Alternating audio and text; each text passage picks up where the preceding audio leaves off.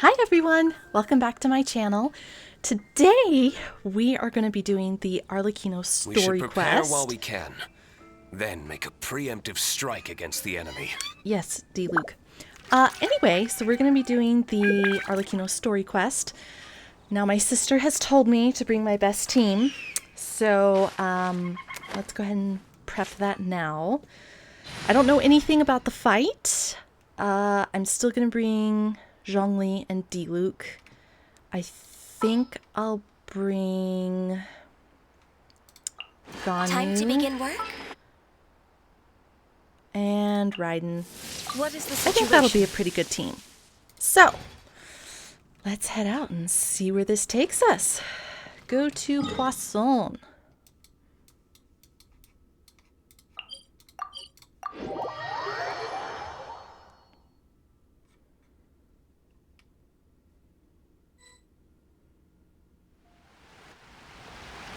Hey, traveler, Paimon.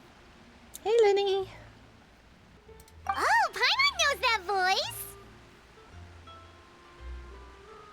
Over here.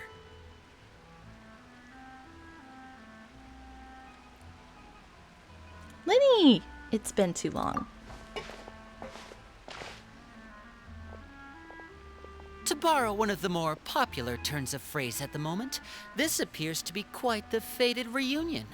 Running into you two out of the blue like this has really made my day. I certainly wasn't expecting it. You can say that again. What brings you to Poisson? Wait, Paimon's got it! You must be here for one of your magic shows, right? Not a bad guess. Actually, we've run into a bit of trouble on the home front, so Father arranged for us to stay in Poisson for the time being. Oh, are Lynette and Fremine here too? Fremy. Yep, along with most of the other members of the House of the Hearth. You may have noticed Poisson seems a bit more crowded than usual. So you're saying nearly the entire organization has moved to Poisson? Sounds like you've run into way more than just a bit of trouble. What's really going on? Well, Since the two of you are so curious, perhaps I Hello. can fill in the gaps. You scared Paimon half to death! Jump scare. Father, you're here. You know, on second thought, maybe we don't need to know. It's all probably super confidential House of the Hearth stuff, right? We totally weren't trying to pry or anything. Right, Paimon. No need to be nervous. I could sense your genuine concern from your conversation just now. Of course, I can also understand your confusion. Sending so many Fatui here to Poisson, it's only natural that some might suspect an ulterior motive to be involved.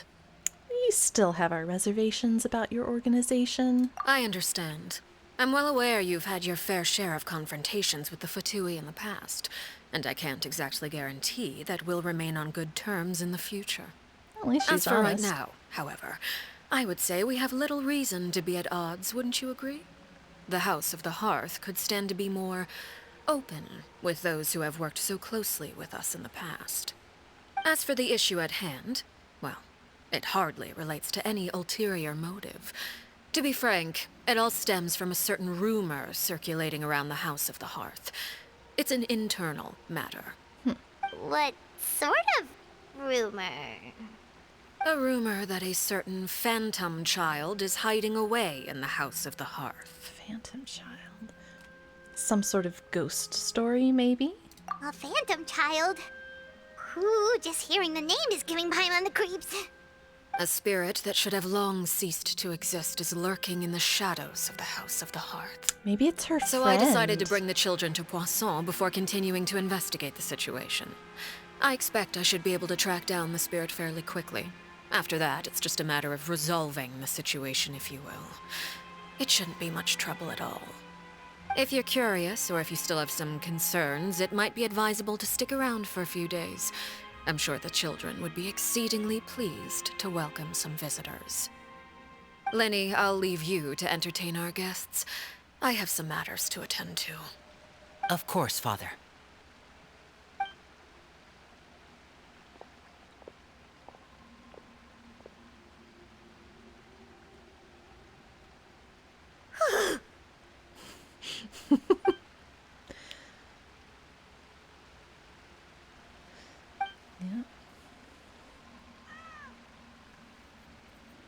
It has long been a dream of mine to invite you to our home and introduce you to my other siblings. You're quite well known in the organization already. A lot of people have been talking about you, especially after everything with the prophecy. If you're willing, why don't you stay a while and have a little chat with us? I think I will. All right. We don't have anything else to do right now anyway. But let's be clear, we're just gonna be there as guests, okay? Don't get any funny. Oh, wait a second. For your guests, that probably means we'll be treated to lots of yummy food, right? Come on. Of course. During our stay Always in Poisson, food we've on been the helping brain. out the locals with some fishing. We bring in quite the bounty every day. In fact, today's the perfect chance for me to show you what I can do in the kitchen. Let's go. I'll take you to where we're staying. Lead the way, Lenny. So exciting. Alrighty.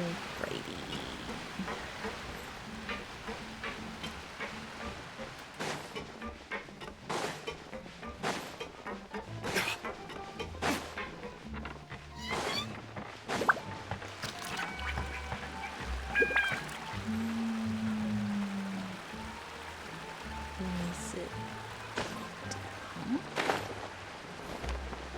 Ooh, look. We rented this house from one of the locals to use as a temporary base. I'll come back later and tidy up a bit.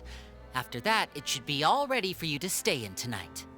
Awesome, thanks! So, where are we off to now? Well, when I happened to run into you two earlier, I was actually in the middle of distributing some supplies. With this many people staying in Poisson, we have to bring in outside supplies every now and then. I should probably make sure the rest of these provisions get delivered. Otherwise, people might start to get antsy. Okay, we'll come with. There are all sorts of rumors about your organization floating around out there. Paimon's not sure if she could even take a wild guess as to what's true and what's not. But now that we finally have the chance to see a day in the life of the house, we can take a good look at how you operate. Well, you're more than welcome to come along. Just follow me. Onward! Help Lenny distribute supplies. Oh, good. D-Luke didn't take any damage. Sorry, D-Luke.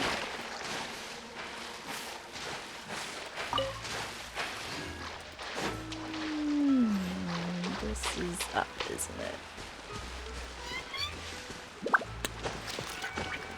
We're gonna do this the hard way, I guess.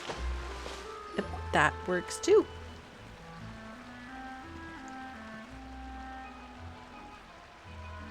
Linny! We're finally here. The supplies. I'm assuming you've... Brought them with me? Yep, here you go. Hello? Something caught your eye? It's the Traveler in Paimon! Well, thank you, thank you. No way! Come here, everyone! Hurry! The Traveler and Paimon are here!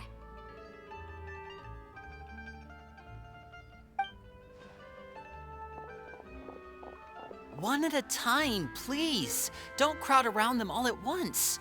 We don't want to scare off our guests now, do we? Oh, it's all right! Gotta say, Paimon didn't realize we were this famous.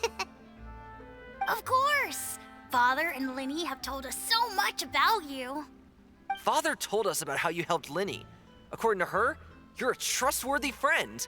And as far as she's concerned, that's pretty much the highest compliment we've ever heard her give. As you can imagine, everyone's been very curious Purple eyes, about you. too. I heard the Traveler is so strong that she can move a mountain with her bare hands. I heard Paimon eats so much that she can clean out the entire pantry at Hotel Tabor in just 3 days. I mean, that might be true. Second, that's the rumor you heard about Paimon? Oh, not cool at all. Mine's also a bit of a stretch. Oh, wait. When guests visit, you're supposed to give them gifts and stuff, right? Oh, we don't need something like that. Besides, we don't have anything to give to you. Come on, we insist. I can give you some of my new potions. Just pick your poison. And by that, I mean medicine or actual poison. I've got both. Huh? That's a bit Or concerning. maybe Shaplo can teach you guys about stealth. He's super good at it. He's He's never been caught. Ah, now that's not a bad idea. I know you usually prefer to fight head-on, but it never hurts to expand your bag of tricks, right? When it comes to eliminating your enemies, staying quiet can go a long way. Trust me, I would know. I was poisoned not too long ago, and I'm still dealing with the after effects. So I'm not quite as good as I was before, but I can still give you some pointers. Wait, when you said gifts, I didn't think you meant poison and stealth tactics. But those are the best things we can give you. You don't like them? Ooh, how about this? Tell me the name of someone who really annoys you, and we'll teach him a lesson for you. Yeah. All right, Fold, Selwar. I think that's enough suggestions for now. When it comes to being a good host, it's the thought that counts. Exactly. You don't need a physical gift to make our guests happy. In fact, pestering them with suggestion after suggestion might make them more annoyed than anything. I would say your enthusiasm has certainly gotten across. Really? Absolutely. We definitely feel the love. Awesome! It's been so long since we've had guests to play with. If there's anything you need, just let us know. Yeah, especially if it's poison or something. I've got all sorts of potions for that. Yeah, we understand. Mhm. Well, we'll talk to you all later. We've still got supplies to distribute. All right, see you later.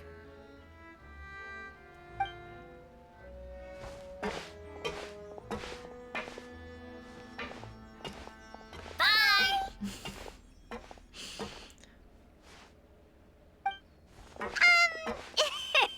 Lenny, about all that poison and stealth tactics talk just now. Scared you, did it? That kind of talk comes with being part of the House of the Hearth. When Foltz was really young, he strangled all of his family pets, just out of curiosity. He was labeled a dangerous problem child and was abandoned by his family. Okay. Elwar has an unnatural obsession with potions. Clearly. Father has forbidden her from trying all the different concoctions she comes up with, but she still tries to test them in secret. You really have to keep an eye on that one. Chaplot is around my age. While I'm mainly responsible for collecting intelligence, he handles surveillance. He's very passionate about his work and has no reservations about taking on some very difficult missions. I know you two probably aren't used to that kind of talk, but I can promise you they only had the best of intentions. Things like stealth tactics and developing different poisons, they really mean a lot to them. They were just trying to share the best of what they could offer, that's all.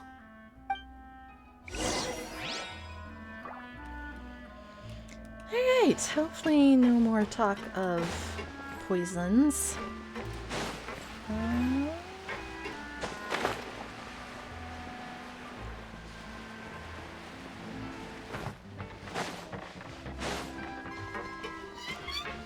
Hello. Filial, supplies are here. Thanks. And who are these two? Outsiders? Allow me to introduce you. This is the Traveler and Paimon. Oh, you're the famous duo I've been hearing so much about. Well, It's didn't nice wanna to say meet you. I heard you've traveled to all sorts of places. Is that true? Of Pretty course, much. we're making our way all across to that. Oh, good for you. You must be pretty familiar with Fontaine by now, then. Have you seen the new opera that started running recently? I think it's called... The 4,000 Thieves? Oh, this is the first we've heard of it. It seems like it's going to be fantastic. From what I've been able to tell from the posters, anyway. You should definitely check it out if you have the time. Oh, and there's the Blind Maiden, too. That one is supposed to have audience interaction. Seems pretty interesting. After this mission is over, I think I'll go get a manicure. Good idea. Maybe I should dye my hair. Wonder how much it'll I like cost. your hair color. Is it just Paimon, or do these two seem much easier to get along with than the others? Looks like the House of the Hearth has some normal members after all. No poison I talk heard here. that. Oh! Oops. I'm guessing you're referring to Foltz and the others? Yeah, we're definitely not all like them. I bet those crazies are practically foaming at the mouth right now. I'm sure they just can't wait to get back to Snezhnaya to carry out the plan. That's enough, Filial. Don't talk about family members behind their back, right? Whatever. Let's go. I like her hair. Guess this is goodbye then. If you ever have some time, we should go see the opera together.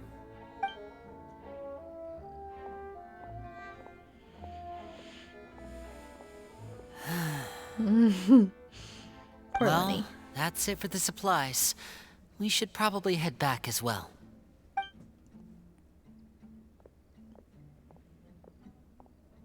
Well, they didn't seem too happy with each other. Seems like there could be something more going on here. We should observe for now. You're right. We're only here as guests after all. Oh, Linny's getting super far ahead. Come on, let's catch up. Go to the temporary accommodations.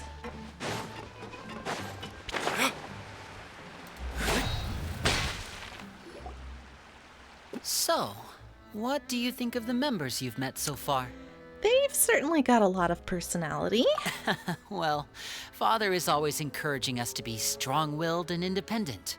So if there's one thing we've got, it's people who aren't afraid to speak their mind. Well, I should probably get cooking. Wanna join? Of course. Then let's head out and... Fremine? Fremy! What are you doing here? Hello, Fremy. Well, Hey, nice to see you again. you too. I heard you're here as guests of House of the Hearth.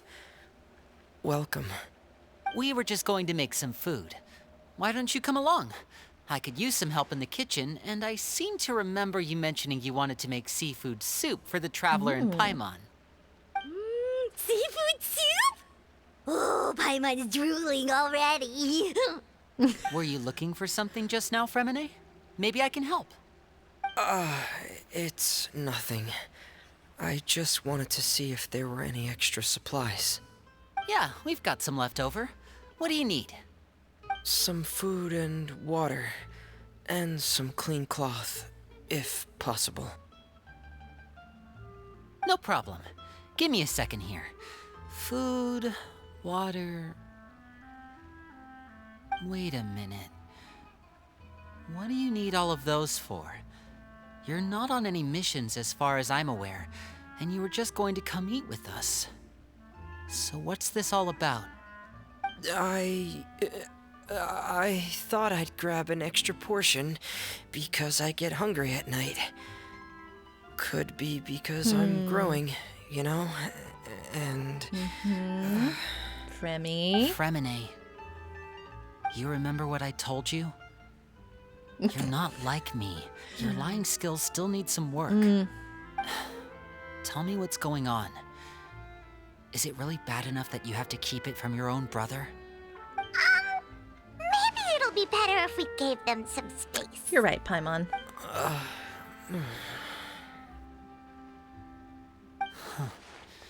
This is the first time I've seen that kind of look on your face. Whatever happened, does it have something to do with Father? yes. Just follow me. Okay. What's up, Fremy?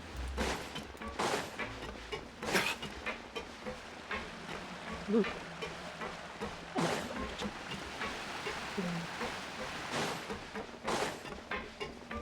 Okay, funny. Right area. Oh. Clervy! You're back! Oh, and you've brought some friends with you this time. I thought Hello, so. my name's Linny. I grew up in the House of the Hearth. And you are? Hi, Linny.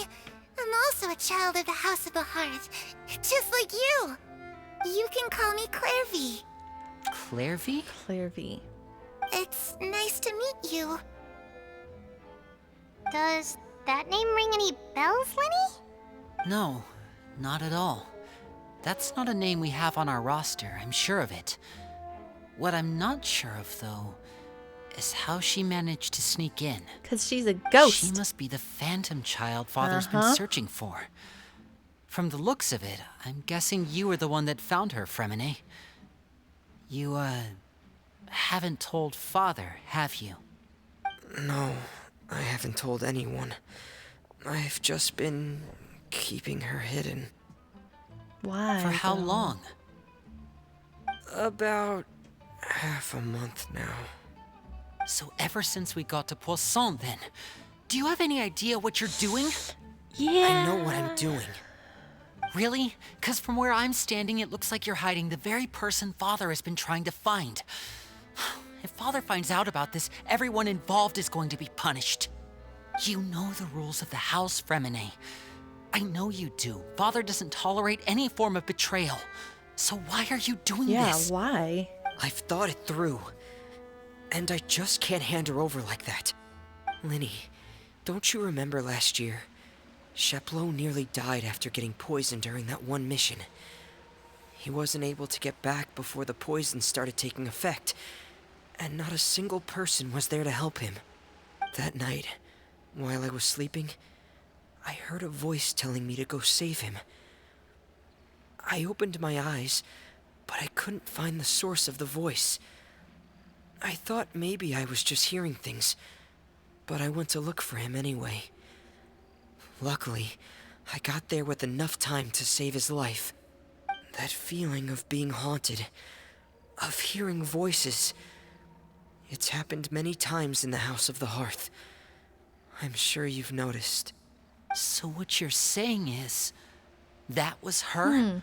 She was the one who spoke to you that night?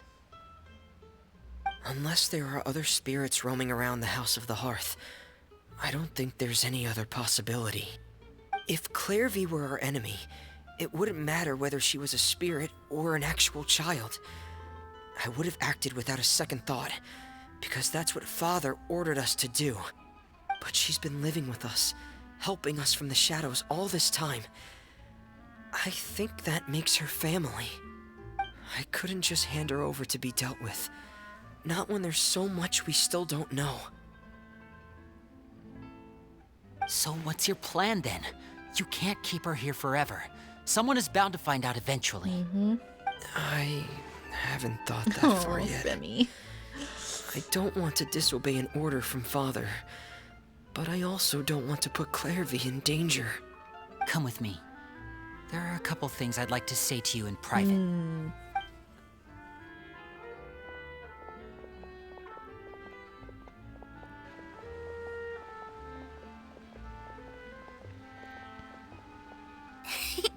Those two sure care a lot about each other. Well, they got a funny way of showing it.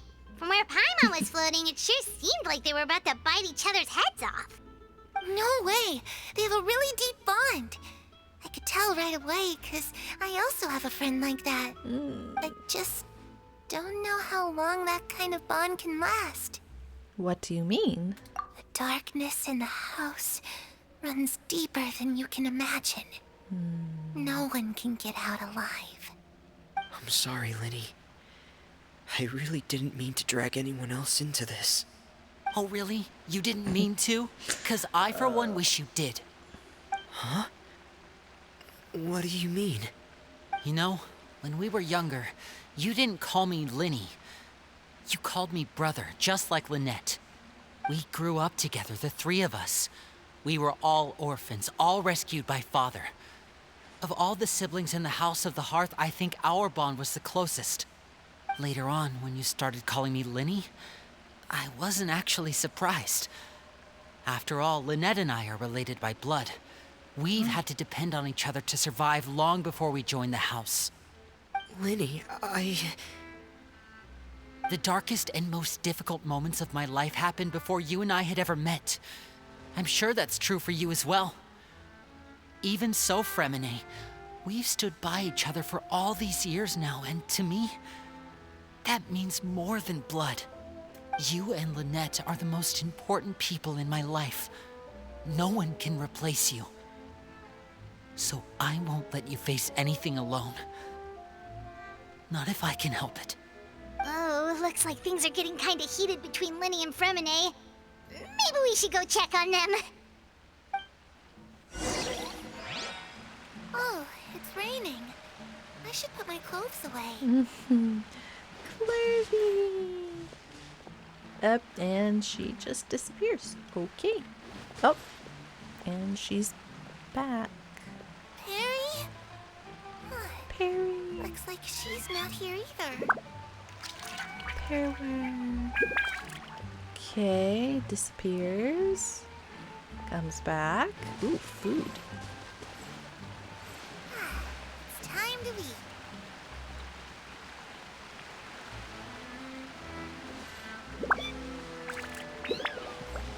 Anything else? No? Okay. Bye. Hey guys. Hey you two! Hope we aren't interrupting anything. Like a fight, or... Oh, wait a minute, Fremine. You're not crying, are you? Is everything alright? Everything's fine. Thanks for asking. Well, we're all friends here, right? We've been through so much together, so if there's anything we can do to help, just say the word. It's just a small family dispute. It's not something our guests should trouble themselves with. In fact, it might be better if your stay ended here. But sometimes having guests around can come in handy. What are you getting at, Traveler? When guests are around, families are often on their best behavior. And any disputes are less likely to escalate. That's what you're trying to say, isn't it? Exactly. I think it'll be better if we stick around. I just... Thank you. I was really hoping to keep you out of it. But even if I could think of some other reason to turn you away, I'm not sure I could convince you. I know things could turn dangerous, so I promise you this. From now on, I'll protect you like my life depends on it. Me too. Well, back to the matter at hand then. If we don't plan on handing Clairvy over to Father, then our only other option is to solve the mystery of her identity before Father is able to track her down. I mean, we know that who means she finding out is. where she came from and what she's doing here. Then we can send her on her merry way and pretend like none of this ever happened. I've tried that already. And? And... nothing. I tried taking her somewhere really far away, but... after some time, she just reappeared. She even came with us all the way to Poisson. It seems like wherever the house is, she follows. I don't know much about spirits. Do you two have any ideas? Let's see here. Paimon remembers hearing something like, if you fulfill a spirit's last wish before they died, they'll let go of whatever's keeping them here and return to the ley lines. Oh, it's just that Paimon doesn't really remember where she heard that, so it's not guaranteed to work or anything. Yeah, it's worth a Well, shot. sounds like it's worth a shot. Yep. Guess that means we should go ask her about her wish. But first, Fremine, I need you to promise me something. What is it? I need you to promise me that this will stay between the two of us. We're the masterminds behind this whole thing. No one else gets involved. Can you do that for me? Of course. I promise. All right. Then let's seal the promise just like when we were kids. Fist bump on Fist 3. bump. Ready? 1, 2, 3. Cute. I swear. Yeah, where did she come from? Not the side eye. Whoa! Lynette! You scared me. But What a surprise! What brings you here, dear sister? Her face. And, when exactly did you get here?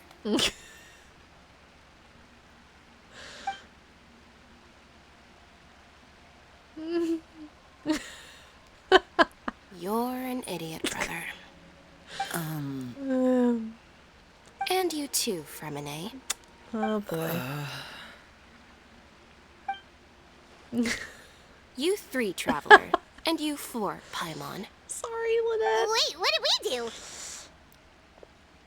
I've seen Clairvy around the House of the Hearth before. I hadn't seen her in Poisson, so I figured she must not have come with us. But it turns out you were just hiding her. I heard you talking about your plan. Rather than steering clear of the situation, I'd rather fully join in. Well, there went that plan. If you don't agree, I'll have no choice but to report everything back to Oh. Father. Simple as that. Man. You're not giving us much wiggle room here, She's not Lynette. giving you any wiggle room. Well, I guess we're all in this together then. After we talk to Clairvy, we'll figure out our next move. There's no time to lose. Let's go. Man, Lynette, you play a hard game. Okay, Clairvy, talk. I'm full. Thank you for bringing me this food, you guys. Can a spirit eat? She said she's full, but the food doesn't look like it's even been touched. Like I said, she's a spirit, so she can't actually eat. That's right.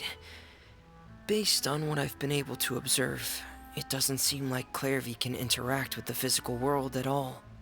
Still, when she's presented with food, she'll always linger around it for a good little while.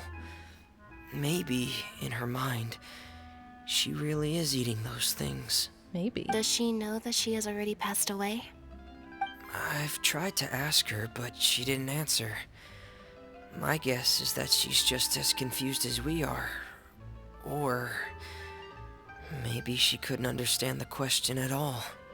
Clairvy, if you've got some time, I'd like to ask you a few questions. Sure. Oh, another new friend. Hi, I'm Clairvy. Hello. Clairvy, how did you join the House of the Hearth? Huh? Isn't it the same for everybody? The knave brings you here and then you can't leave. It's just that your name, it's not on the roster. And I've never seen you before. The roster? Oh, I get it now. I think there might be some things you don't know about this place. There's a The lot of people in things. charge, they're not as nice as they look. They say they keep a roster, but it's not complete. There are a lot of people who aren't on it, and never will be. In this house, some people are family, and other people are just test subjects. Those kinds of people aren't ever going to get a place on the roster, unless it's the roster of people who've been executed. Wait, does that mean the knave... She... Is there anyone that can vouch for you? Perry. She's my best friend. Harry. She's the only one I trust in this place. Have either of you heard of that name before? No. Me neither. Clairvy, Perry. Neither of those names are on the roster. But it seems like she's telling the truth. Either that, or this kid's already got a bag of tricks bigger than mine. Maybe we should try a different approach. Clairvy, do you have a wish? A wish? It can be anything you want. Just imagine. It's your birthday, you're blowing out the candles, and your wish is...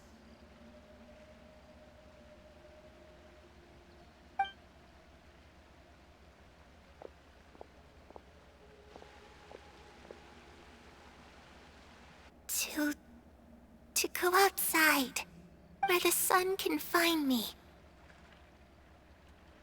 That's it? Well, that sounds easy enough. We can do that. Right? The darkness in the house runs deeper than you can imagine. No one can get out alive.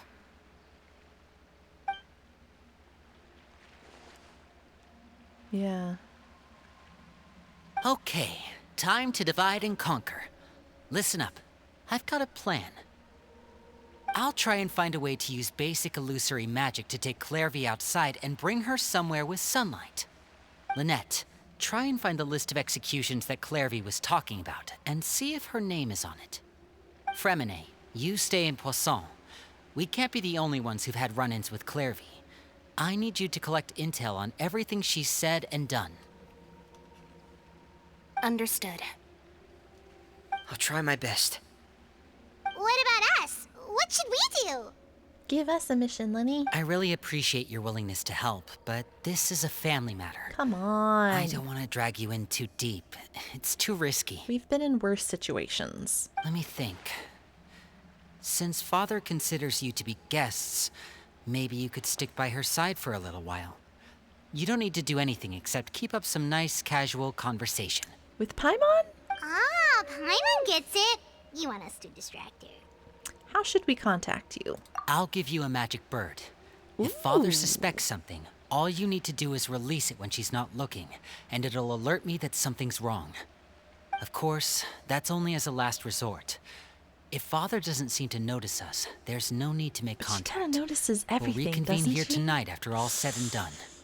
If the worst case scenario happens and we're discovered, just tell Father everything.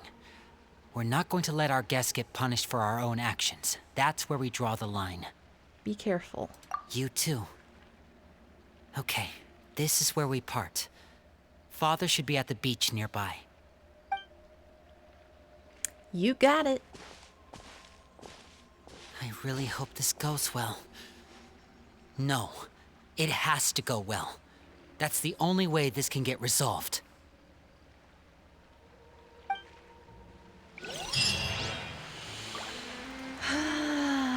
Okay. Go to the seaside to look for the maid.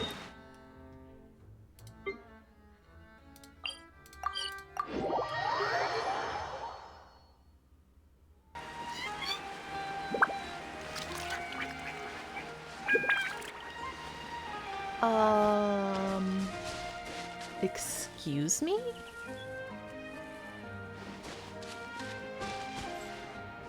What's Child doing there? I thought he was missing. Did he get out? Because Skirk, like, threw him in that portal thing? I can't remember if he got out or not. Hello? It's the knave and Child. Mm-hmm. My reaction exactly. Hey, aren't you supposed to be in Snezhnaya recuperating? Oh, that's right. What are you still doing in Fontaine? Oh, it's you two. I didn't expect to run into you here. He just doesn't know when to quit, does I was he? unconscious for quite a while after the fight in the Primordial Sea. After I woke up, I realized I was being taken back to Snezhnaya, and well, I couldn't have that now, could I? Not when I've still got unfinished business here in Fontaine. So, I mustered up all my strength and made the journey back on my own. What sort of unfinished business are we talking here? Do we still have his vision? It has to do with Skirk, my Yeah. master. I really wanted to meet up with her, but by the time I got back, she had already left. I still have so many questions for her. Without any other leads, all I could do was ask the knave to help me track her down. She must have left behind some traces from her time in Fontaine. Oh, okay. So, have you found Oh, any he has clues? his vision. Unfortunately, no. While the House of the Hearth is adept at collecting all manner of intelligence, certain existences can still manage to escape our purview. Basically, unless Master feels there's a need to meet with me, she's not going to be found. But that problem has an easy fix. I just need to become stronger, and then Do you, though? Paimon thinks you should focus on getting better I agree. first. Listen to Paimon for once. The worst of it is over. It's all thanks to that one kid from the House of the Hearth. Elwar, I think her name was. She gave me a bunch of random potions to drink. They didn't go down easy, let me tell you. Pain and chills all over. But they really did help speed up my recovery. Did they, And that's though? good, because it looks like I really do have to head back this time. The old man's been putting the pressure on me. He sent someone to tell me I'm needed for some sort of project. Project Stuja? Stuja? Yeah, that's the one. I heard Regrader's involved too. I'm not looking forward to having to listen to all his monologuing, that's for sure. Hey, maybe you could think of a way for me to stay in Fontaine for a little longer. Helping Linny and the others brush up on their fighting skills would be far more interesting. If you and I could spar, that would be even better. He just wants to I've fight been waiting for a someone. chance to see you go all out. And what a sweet little daydream that is. But I also have a role to play in all this. I'll be leaving Fontaine shortly as well. Will you now? Besides, considering how little they see fit to step outside the homeland, being called on to return to Snezhnaya by such illustrious dignitaries, what a great honor. Wouldn't you agree? One I could do without, I'd say. Is it just Paimon? Like, does it kind of seem like they're... Just casually trash-talking their colleagues behind their backs? So, dear guests of the House of the Hearth, to what do I owe the visit? Well, we just... Wanted to learn more about you. Right! We're super close to Linny and the others, but we still don't know much about you! Is that so? Introductions have already been made, have they not? Oh, well, you see? There's only so much you can learn about someone from a short introduction. At least tell us something a little extra, like... Why do you call yourself father? That's a good start. Good question. I'd also like to know. The fact that you have to ask tells me our intelligence work has been quite successful. Telling you the answer to that question would only serve to undermine that success. And we can't have that. Now can we? Don't be such a stickler. Spoken like a true diplomat. That was some expert sidestepping right there. Well, if there's nothing else, I think I'll take my leave. I still have a small matter to resolve at home. Wait, don't go!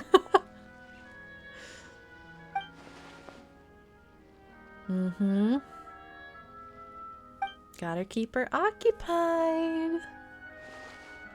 About the House of the Hearth, what does the organization mean to you? I'd also like to hear the answer to this. I've met some of the members of your organization, and they all seemed like really good kids. They actually reminded me of Tonya and Tusser. Which, by the way, if you ever betray them, I'm just letting you know, I won't let you off easy. And why would I betray them? Well, you've already betrayed the House of the Hearth once, haven't you? At least, that's what I heard.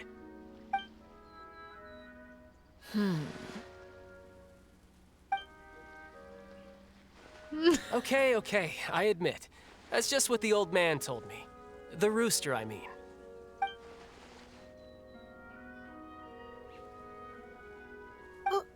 Wait, did you really do something bad to those kids? Never mind what I've done. I'm more curious as to what the mighty rooster had to say. Care to enlighten me? Please do, child. Well, nothing much. Just some stuff about you taking out many other members of the House of the Hearth, and even going so far to attack your own family. I see. Oh, based on your reaction, I'm guessing it's all a bunch of lies. Hardly. I don't appreciate his particular turns of phrase, but I suppose he didn't say anything untrue. Although, it would be more accurate to say that there is a certain level of prejudice involved, but I don't intend to clear that up just yet. Prejudice has a funny way of concealing the real truth behind certain things, an attribute that I find to be quite advantageous. Call yourself a Fontainian, for example, and people will assume all sorts of things, when the real truth is that this is simply the land where I was raised. Huh? You're not actually from Fontaine? But then why did you try to help out with the prophecy and everything? Yeah. I was trying to protect the children born in Fontaine. Claiming that I myself was a Fontainian simply made it easier to operate. People would hardly suspect a fellow Fontainian of having any ulterior motives. Who wouldn't want to save their homeland after all? The primordial sea wouldn't have any effect on me, but it would have caused great harm to the House of the Hearth.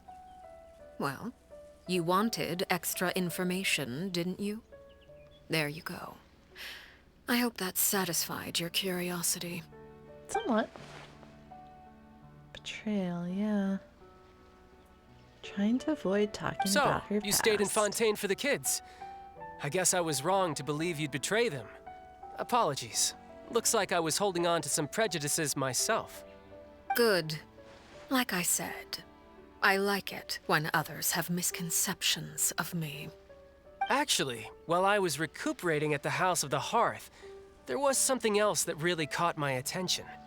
I heard that members always resolve disputes and arguments with a friendly spar, and the loser has to back down. Seems pretty cool if you ask me. Would also give them plenty of opportunities to hone their skills. Well, that's only a recent development. In the past, such spars weren't nearly so friendly. The losing party would lose everything, including their life. They were that high stakes? Whew, at least that's not a thing anymore. Well, the current atmosphere's not half bad. I'm a bit jealous, actually. You've got so many family members around you, and you even get to live with them. Having a lot of family around means dealing with a considerable amount of bickering and scheming. Once Tonya and Tusser enter their rebellious phase, I'm sure you'll understand. Just imagine. Tusser becomes obsessed with plucking out strands from the rooster's mustache, or Tonya decides to dye her hair 42 different colors. Okay. I get the picture.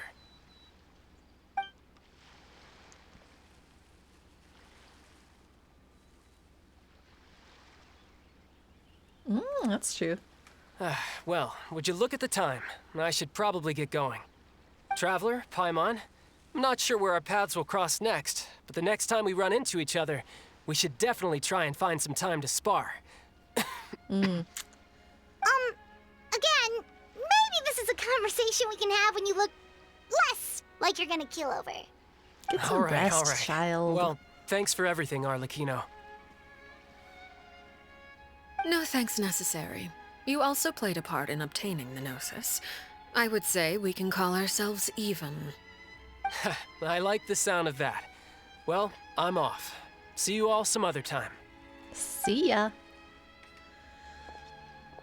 We should probably get going too.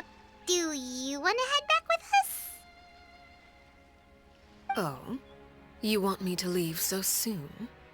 Oh, well, you see, I'm rather enjoying the evening breeze. If you don't mind, I think I'll stick around for a bit. I have some things to think about. Apologies for not attending to you like a proper host. Please forgive this slight. I do hope you'll have a pleasant stay. We managed to keep her distracted until nightfall. Good thing Child was there to keep the conversation going. You don't think she suspected anything, do you? I don't know. I think she did. Oh, I wonder if Liddy ran into any issues. Let's hurry back and see how everything went. Okay. Lenny,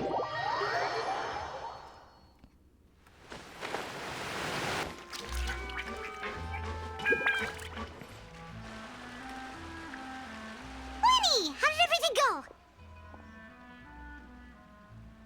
Well, long story short, we ran into a small issue. Clairvy can't go into the sunlight. Okay, what do you mean? Everything was fine at first. She followed me up to the surface just like I told her.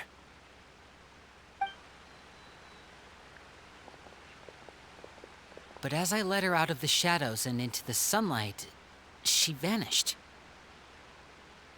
I turned around and there she was, standing at the edge of the shadows, silently watching me. Is it because she's a spirit? Maybe she's afraid of sunlight, or... No, it wouldn't be her wish if that were the case. Well, we could always try pushing her into it. Not sure pushing works on a non-corporeal being.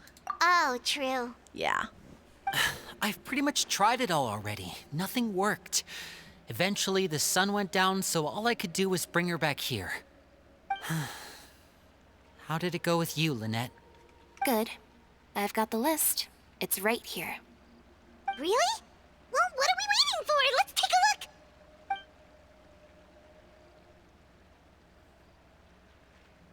Oh, that's a lot of pages. Oh, it's gonna take forever to get through it all. We can each take a section. Here. La Pouillade, L'Endroit, Chambel, Horaire.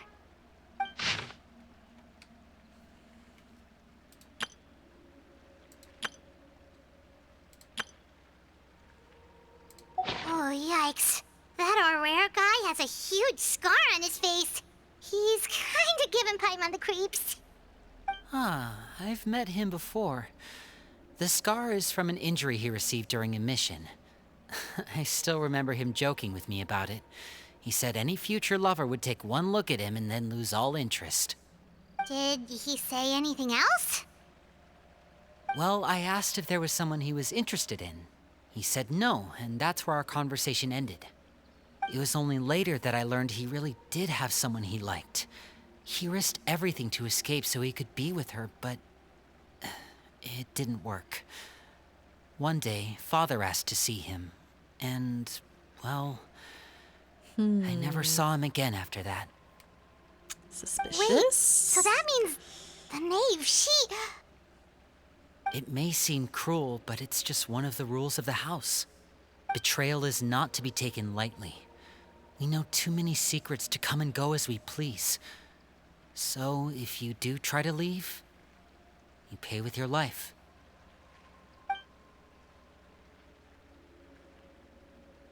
Her name's not here, huh? Well, that's not too surprising. It doesn't seem like this list is complete. It only contains records dating back around 5 years. Let's shift our attention then. Fremine, were you able to find anything out? Fremine. Fremi? Sorry. I was thinking about something. Care to share? I managed to talk to quite a few people, but I couldn't help but notice that the atmosphere in the house was a little... strange. Strange. Yeah, I mean, I know there have been arguments in the past, times when people haven't gotten along. Chaplot and Filiol are a good example of that. Oh, those are two of the people that we met while delivering supplies. Paimon can see how they might not get along. They had very different vibes, and their, interests seem to be pretty different as well.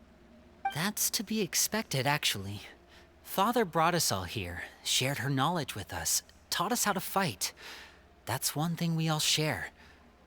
But that's also where the similarities end. Not all of us feel the same desire to stay here. As members of the House of the Hearth, we're also considered part of the Fatui. And to a lot of people, that's an identity they never asked for. Certain members get older and realize they want something else for themselves. But considering the rules of the house, most people would never say that out loud. People like Chaplot and Foltz are loyal to Father and her vision.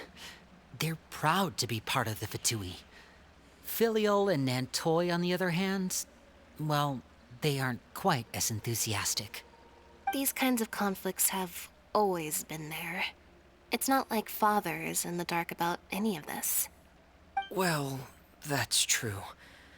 But it just feels like things have gotten worse lately. Filiol and the others, it seemed like they were meeting in secret to talk about something. I can't say for sure, but I think they've met Clairvy. You think she's been inciting them to act out? No, not exactly. But I wouldn't be surprised if she said something to them about the darkness in the house and how deep it runs. She's told me about it before. Experiments being run on children. People being used as pawns on the battlefield without so much as the strength to survive. And they just believed all that? Without any evidence? Clairvy's words probably gave them the excuse they were looking for. Whether they actually believe them to be true is secondary. This is all because of Project Stuja, What isn't is it? Project Stuja? Whoa. Hold on a second. What's this Project Stuja all about, huh? This is the second time it's come up now. Sorry, but I'm not sure of the details either. I only know what Father has told us, which is that it's something the Rooster and Regrader have been working on together. Apparently, it has to do with the Fatui's strategic plan for the future. Because Something the with the House of the Gnosis, Hearth was maybe. so successful in obtaining the Gnosis, we now have the honor of playing a key role in Project Stuja. Wait, but isn't that a good thing? Key role is just another way of saying dangerous role. To us, the whole thing is an inconvenience. Father thinks so too, but she's in no position to refuse. Their plan isn't exactly unreasonable, and they've been funneling the house a lot of funding. It's just that we'll lose a lot of members in the process. Participating in the plan, it's an honor in name only. What they're really trying to do is subdue us. The existence of an intelligence organization outside their control makes them feel uneasy.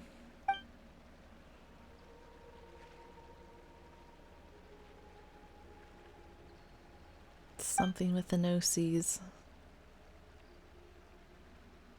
Okay, super complicated top secret Fatui business aside, what does all of this have to do with the conflicts you were talking about earlier? Paimon doesn't get the connection. External pressure has a way of exacerbating internal strife. You can't overlook the power of fear either. People are afraid of dying, and that fear is often the impetus for a lot of stupid decisions. I thought resolving the Clairvy situation would make everything go back to normal, but it looks like things are more complicated than I thought. If we leave Filiol and the others to their own devices, sooner or later, Father will be forced to take action. We can only focus on one situation at a time, brother. You're right. Even if we confront Filial and the others, it won't do any good. It might even make matters worse. We should focus on Clairvy for now. Well, it's getting late. We should head back and get some rest. We'll try again first thing tomorrow. Lynette, you stick with me this time. Fremine, keep a close eye on Filial and the others. Make sure they don't do anything they'll regret. Good work today, everyone. Have a good night, and I'll see you tomorrow.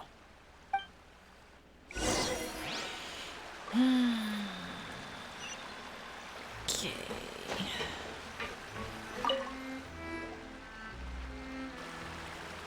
Oh, I'm always looking forward to an early night, but she can't sleep at all.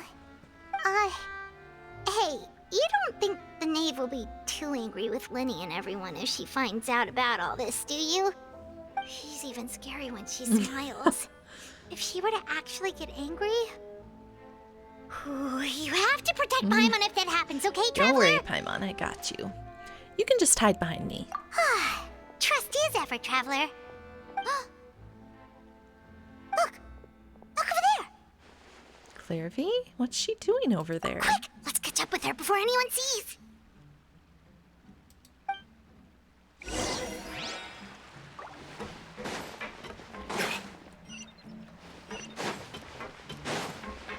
Clairvy?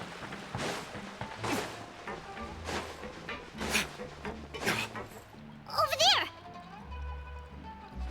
Come here, you. Ugh.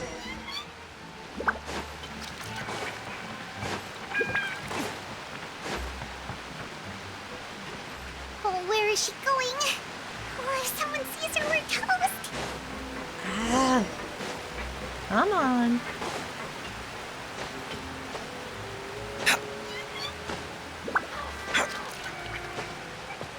Oh, look! She stopped! Finally. Hey, you.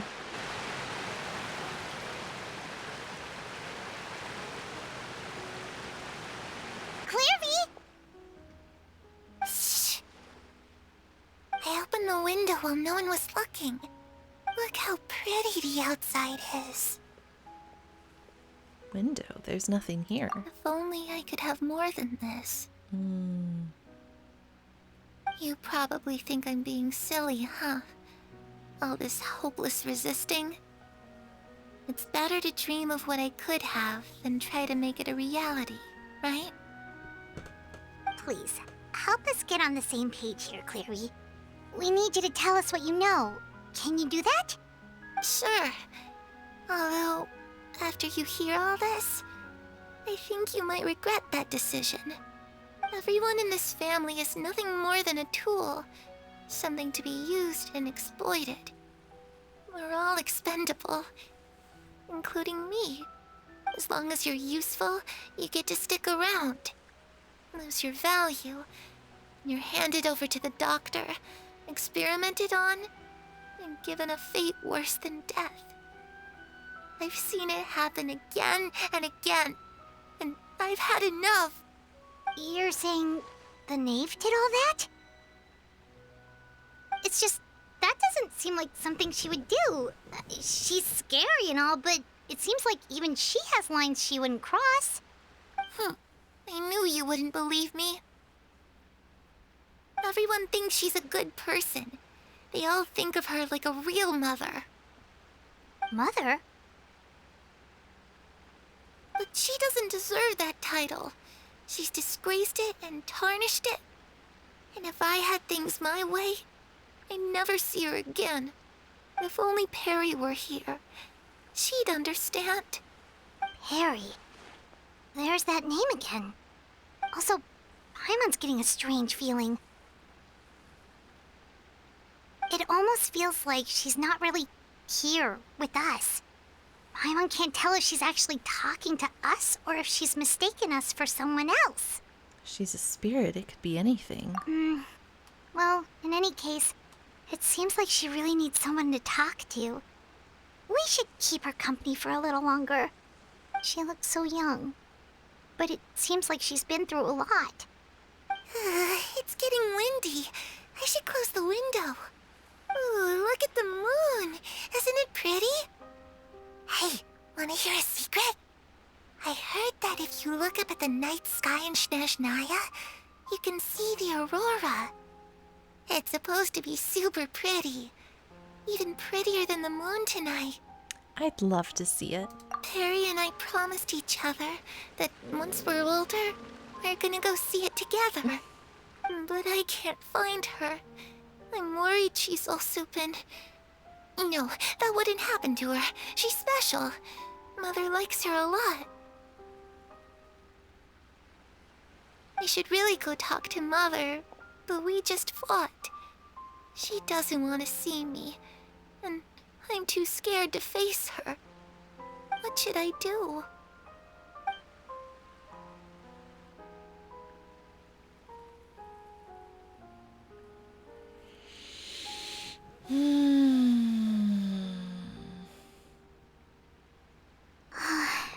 Paimon really doesn't understand what's going on with her. Well, let's head back. We've got an early morning tomorrow.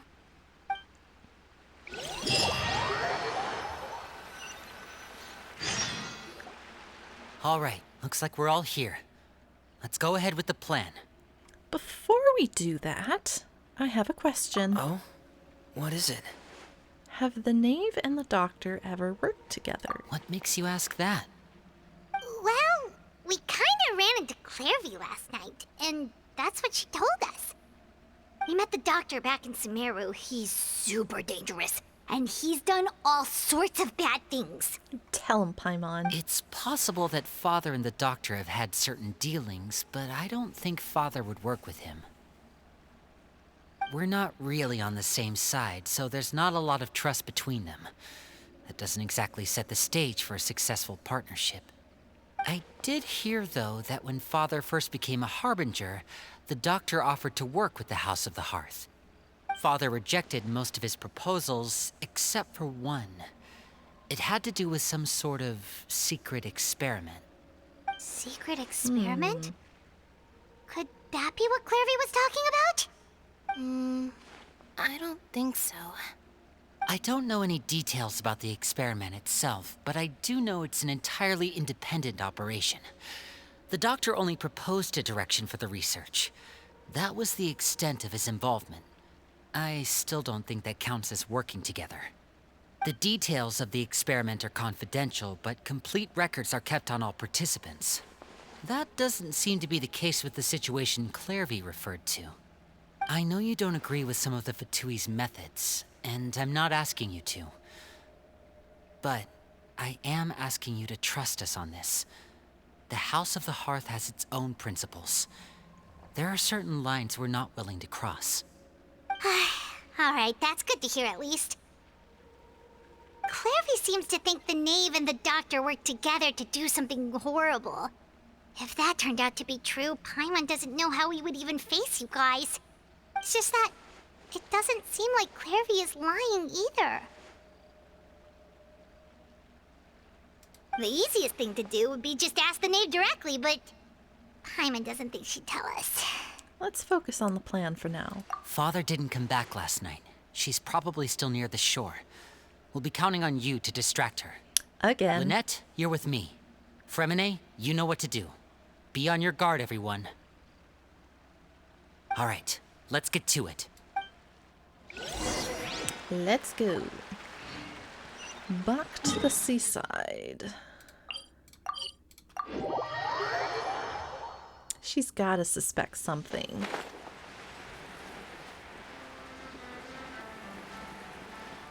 Oh, there she is.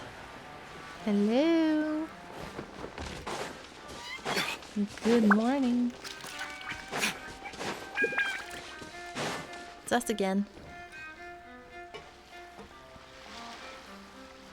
Ah, it's you two again. I must say, you look a bit pale. Did you have trouble sleeping last night? Maybe ever so slightly. A little. Perhaps if you had less on your mind, you'd be able to absolve yourself of such troubles. So what are you planning to do now? Catch up on some sleep? Or should I give you some time to rack your brain for a topic to discuss before I ask any questions? Although I must profess to being curious. Without child here, how do you plan on distracting I knew it. me? I knew it. Us? Distract you? A good one. But no, we were just here for a chat. Looks like you could have used some extra time to think. No matter. If you don't have any other plans, why don't you accompany me somewhere? Don't worry. I'll be sure to steer clear of these. Oh, she totally knows. The ocean breeze is sure nice today. So you know everything then. Children always think they can hide things from the grown-ups. But nothing gets past me. Least of all a little scheming. I think I'll let them have at it for a little longer. I can be very patient. Well, I'll leave you to think things over. If you're so inclined, meet me outside the Palais Mermonia. Good things come to children who do as they're told.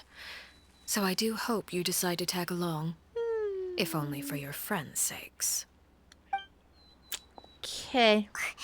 What should we do? Meet her at the Palais Mermonia. She clearly knows about everything we've been doing, and Paimon doesn't think it'd be a stretch to say she was threatening us just now. Absolutely. We should release the pigeon that Linny gave us. Oh, good idea. Hopefully he sees it in time. Well, we should probably head to the Palais Mermonia. Paimon doesn't want to find out what happens if we don't show up.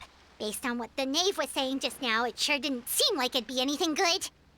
Guess all we can do is take it one step at a time. Okay, then we probably shouldn't keep her waiting. It seems like Linny and the others are on thin ice, so let's do our best to not get them in any more trouble. Right. Okay.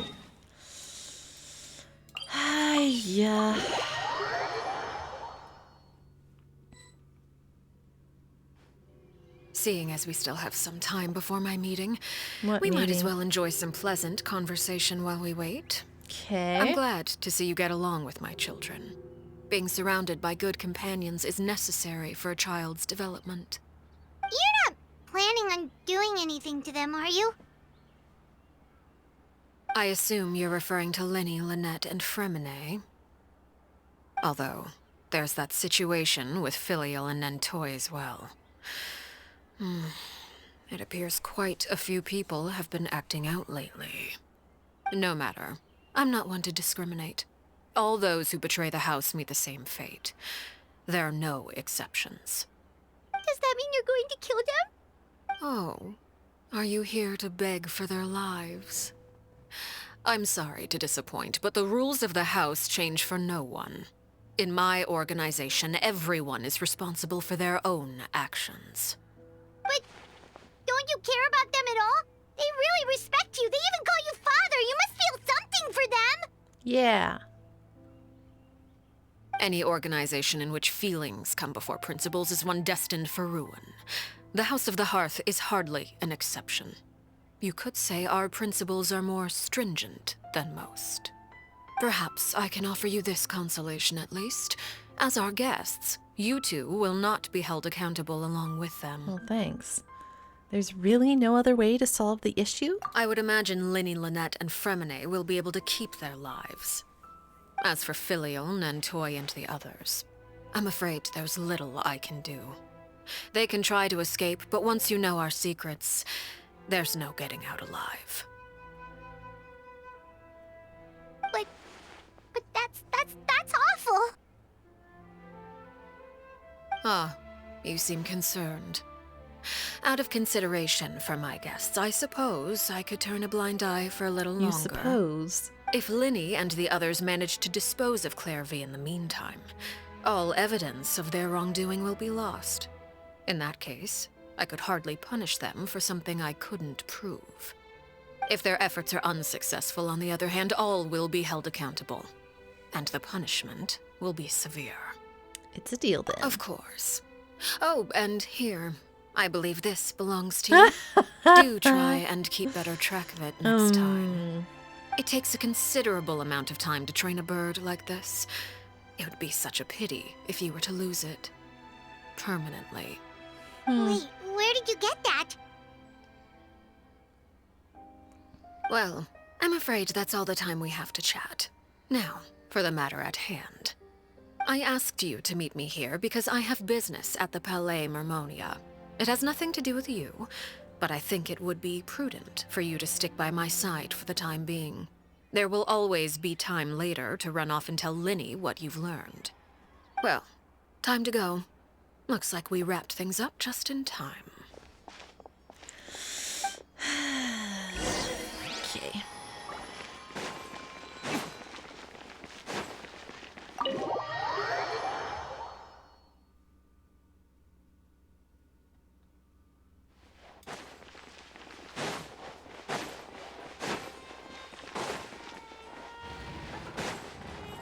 Nivelet! Whoop whoop.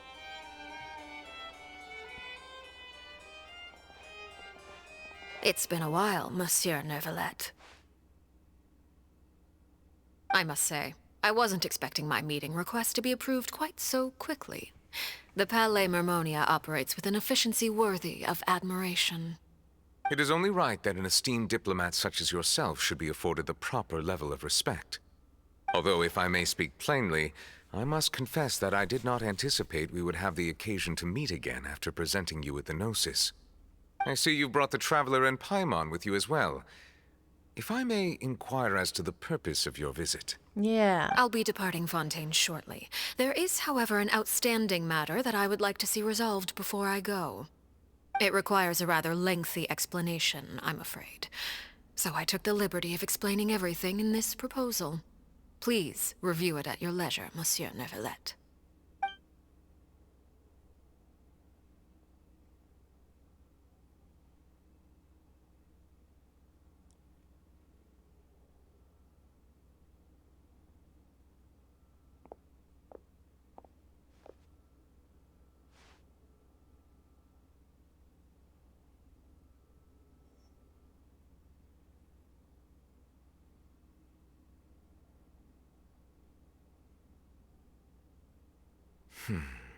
I understand your request. However, at the risk of causing offense, I must admit that I fail to see why you would wish for such a thing. I heard you have a certain fondness for water tasting, Monsieur Neuvillette, so allow me to use water as an analogy. A family is like a large body of water with countless rivers flowing in and out. As someone who watches over this system, I would hope that each river that flows from the source will eventually reach the ocean. Of course, objectively speaking, I know this is impossible. Most of the rivers will dry up along the way, disappearing into the ground and leaving nothing but a barren riverbed behind. Not all rivers are destined to reach the ocean, but I would not see their existence rendered meaningless. I believe the water that flows within them is simply meant for a different destination, like a field in need of irrigation. Or perhaps the glass of a certain water-tasting enthusiast. Did you get any of that, Traveler? Not really. Your words paint an optimistic picture indeed. Allow me to remind you, however, few among us are willing to sip from a glass filled with tainted water. It may have been tainted at one point in time, but not to worry. I'll make sure it's strained of all impurities and returned to its cleanest form.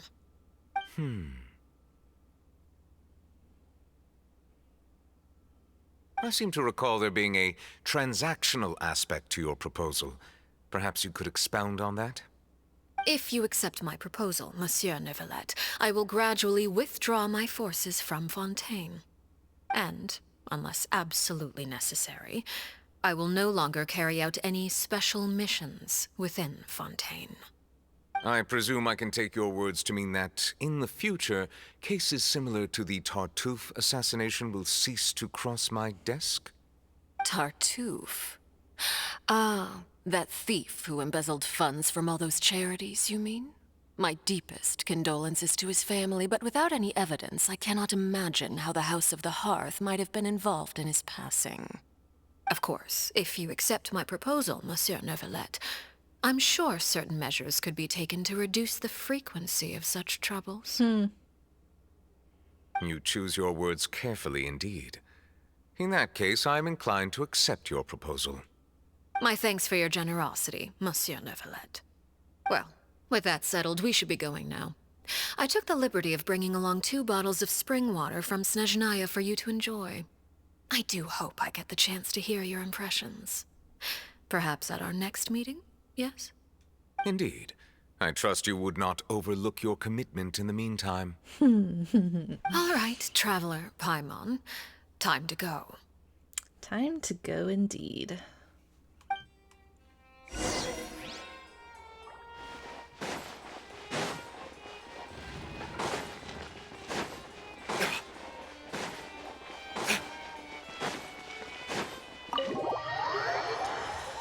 Oh boy.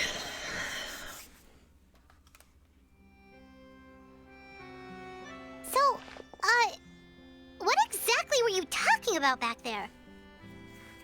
Paimon only heard you mention some rivers, a large body of water, and then some kind of irrigation scheme.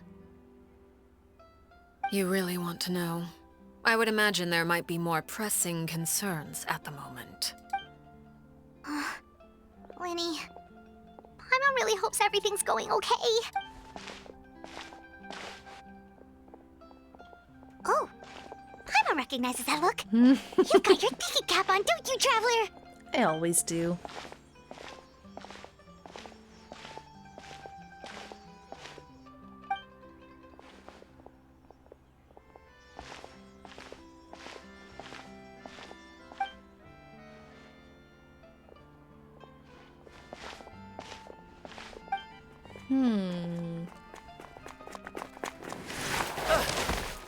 Hello. Oh, shoot. Are you alright? Oh, jeez. I'm so sorry. I was so focused on selling these papers, I wasn't looking where I was going. I also wasn't paying attention. Well, let me make it up to you at least. Here, take this paper. On the house. House. Oh, you don't have to give us anything. Please, I want to. It's not like I'm short on supply. All the extras will be useless come tomorrow anyway. It's my fault, really. I was just trying to bring home some extra mora for the family, but I bit off more than I can chew. I haven't had many takers today, so I'm still swimming in papers. What's going on here? Nothing much. I just ran into your friend here on accident. I should probably get going, actually, so... Hold on. Of course, I'm happy to compensate you with mora, it's just... I don't have any on me at the moment. I'll take 3 papers. Here, your payment. Oh! Thank you for your patronage. May the Archons bless you with good fortune. If only I had the chance to run into such generous customers every day. I should probably just take on a smaller inventory though, right? I'm getting married soon, so sometimes it's hard to not get ahead of myself. Anyway, I should head out. Goodbye! Well, now that my affairs are settled, we should take the boat back to Poisson. We've even acquired some light reading to enjoy along the way. Actually, why don't we stick around for a little longer? Paimon. Paimon just realized how hungry she is. She can't head back to Poisson on an empty stomach.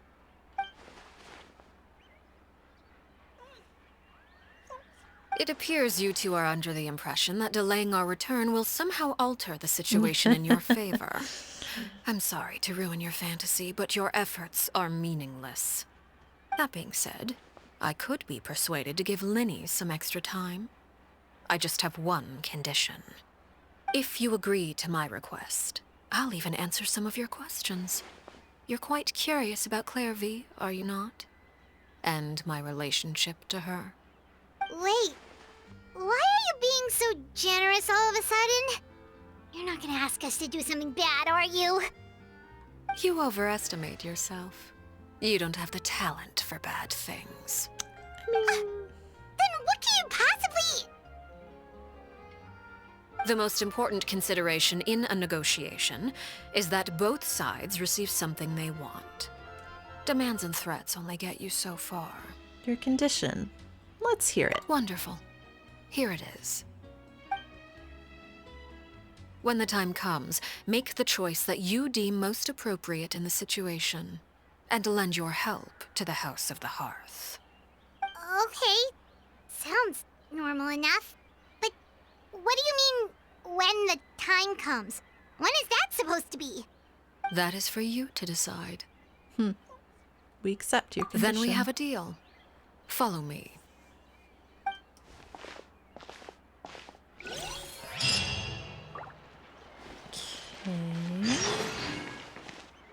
Follow the nave to the nameless ruins. Okay. Oh, is this where we're gonna fight her?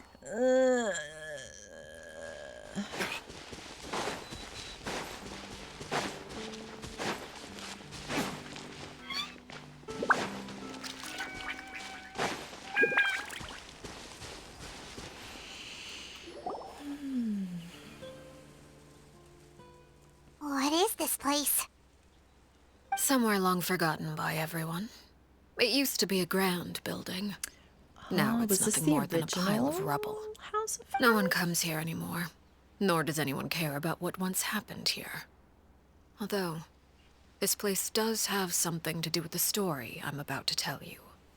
It was before I became a Harbinger, and before Linny and the others joined the House of the Hearth.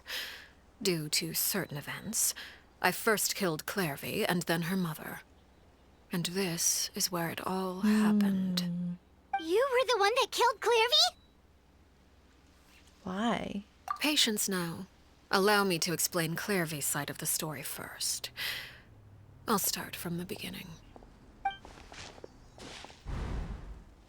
Clairvy was 6 years old when she was brought by her mother, Crucibina, to live in the House of the Hearth. From the outside, it seemed like a fairy tale. A thriving family made up of kind adults and friendly children. Crucibina was the knave at that time, and the House of the Hearth was under her control. She was Clairvy's mother by blood, but she was also the mother to all the children in the house. Clairvy was happy here, for a time. But she quickly realized that being part of this family wasn't a fairy tale at all. It was a kind of purgatory. Purgatory? Exactly. The House of the Hearth takes in war orphans from all over Tevat. But as for how to raise them, that depends entirely on the person in charge. Crucibina came up with a novel idea. She would teach the children to fight, force them to duel each other, and then crown as the king of the house the child who proved themselves most worthy of inheriting her title. It's difficult to estimate the number of children who died or were maimed in the process. There's little I can say about the ones who died. The ones that emerged with permanent injuries, on the other hand, well, they still served a purpose. They would be handed over to the doctor to be experimented on, or sent away on dangerous missions. Nothing more than tools to be used and then discarded. So those were the experiments Clairvy was talking about. But what actually happened to her? You said that Clairvy was Crucibina's daughter, so if Clairvy tried to convince her to stop what she was doing, Crucibina probably would have listened, right? Not necessarily. Despite being Clairvy's mother, Crucibina cared little for her daughter. She forced Clairvy to join the House of the Hearth only as a means to demonstrate her own impartiality as a mother, to prove that she treated all her children equally. Clairvy did try to convince her mother to change her ways, but it was to no avail. After her efforts failed, the only other option was to rise up and try to fight back. Unfortunately, the other children had already been thoroughly indoctrinated into the illusion of happiness Crucibina had created. Of course, there was one exception. Someone Clairvy's age who knew the truth about the House of the Hearth. Her name was Peruere. Perry. Wait, the friend that Clairvy mentioned? Friend, huh? I suppose we can call her that for now. Clairvy was a cheerful and passionate person with a tenacious spirit. Peruere, on the other hand, was rather cold-blooded.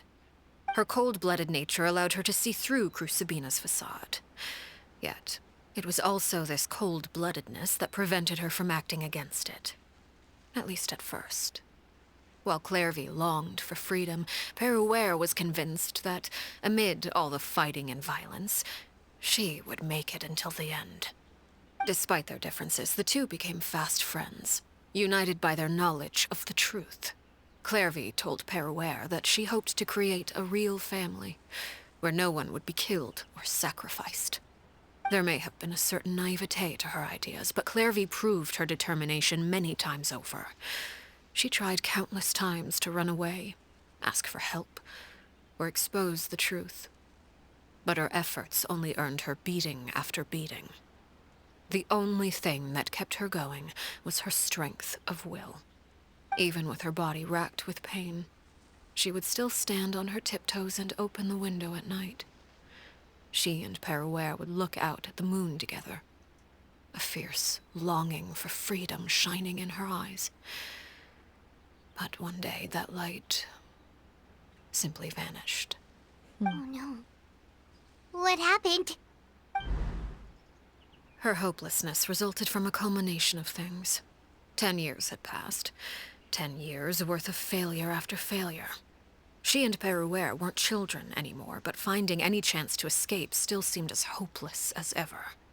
It was during this time that Peruere suggested a new plan. If escaping was out of the question, why not take down the very person sitting on top of this throne of lies? Mother herself. Clairvy rejected that proposal. She claimed that, as a famous harbinger, Crucibina possessed an unimaginable amount of power. Trying to kill her would have an incredibly low chance of success. Clairvy never gave another reason, but Peruere could see it written all over her face. Clairvy still thought of Crucibina as her mother, Killing her own flesh and blood was a line she couldn't bring herself to cross. Yeah. If she couldn't escape and fight back, then only one option remained. Yeah, death. Precisely. Death was the only way that she felt she could be free. It happened during a duel. When she arrived at the dueling ring that day, her partner turned out to be none other than Peruere. The very person that had stood by her side all those years. It was a fierce battle. But ultimately, Clairvy decided to let Peruere end her life. From that moment on, Peruere's journey was one written in flames. When the rain finally came and washed it all away, there she stood, the sole victor in Mother's endless game of slaughter. A trail of corpses strewn across her path to success. It was the very result she had predicted 10 years prior. Even then, she believed she would make it until the end. She wasn't surprised by the fact that she emerged as Mother's undisputed heir. Rather, her success left her with an inexplicable sense of restlessness. She was unsettled. And there was only one thing that could quell that sensation. Perhaps you two would like to take a guess as to what it was? Killing the person at the very top. Yeah. Crucibina, you mean? But... Correct. This is the place where Peruere killed her best friend. A mere year later, this is also the place where she fought tooth and nail to kill the mother they shared. The moment she acted, any conception of what was right or wrong ceased to matter. It's one of the principles of the house. Only those who survive get to write the rules. Peruere won the battle, and became a harbinger herself. After which Her Majesty, the Tsaritsa, bestowed upon her a new name. Arlecchino. So the Perry Clairvy was talking about... It was you all along. You're Peruere. Arlecchino is just a name you got later. This was your story, just as much as Clairvy's. I left that name behind long ago. I must say, hearing it now does bring back memories. After I defeated Crucibina, the moniker of Mother died with her. I chose to forego the title she called herself, and even chose to give up my own name. I rebuilt the House of the Hearth under a new identity. Not only as Arlecchino, but as father.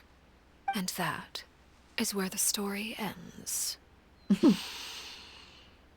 Any more questions? The Clairvy we met, though, who is she exactly? Yeah. Based on what you just told us, Clairvy wasn't a little kid when she was killed. So the Clairvy we met... Was she really a spirit at all? I suppose you could call her an illusion born of flame. Her existence is like ashes to a fire. Something left over in the wake of blaze and ruin.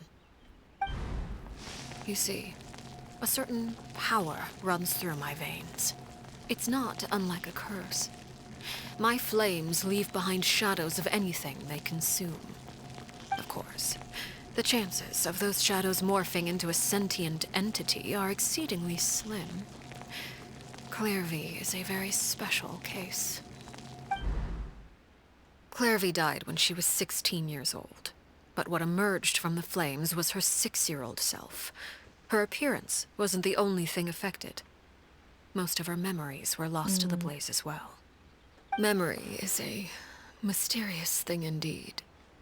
Losing a portion of your memories will alter your sense of self.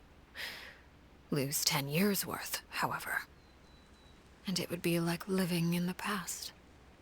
Like returning to a version of yourself that never grew up. No wonder Paimon got such a weird feeling when we were talking to her. Perhaps I should put it this way. Clairvy is someone trapped in time.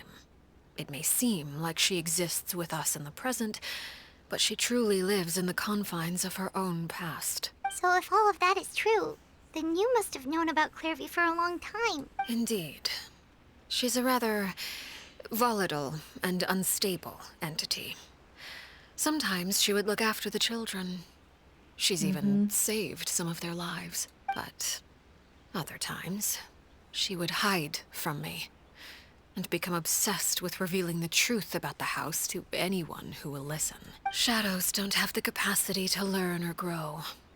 Any new information they encounter is quickly forgotten over time. Your attempts to expose Clairvy to sunlight, they failed, yes? The reason is actually quite simple. In Clairvy's mind, the house is impossible to escape, and it is this very perception that traps her there. But no matter. All I have to do is kill her again, and all will be resolved. I don't anticipate so much as a single speck of ash will be left behind this time. Wait! Paimon can understand why you might want her gone, but isn't there another way? Yeah. So what if she's trapped in her 6-year-old self? She's still your friend! At least talk to her first! Yeah. It's too late for that. She broke the rules, and now she must be punished. That goes for Filial and Nantoy as well. She's had quite the effect on them. I hope you understand. The difference between Crucibina and myself lies in our formulation of the rules, not our policy for enforcing them. Upholding the rules without question is a trait we both share, because that is how a household should be run. Is this really what you want to do? Ooh. Whatever could you mean? Don't you want to say a proper goodbye at least? Whether as a killer or as a father, there are two things that must be avoided at all costs: anger and sorrow.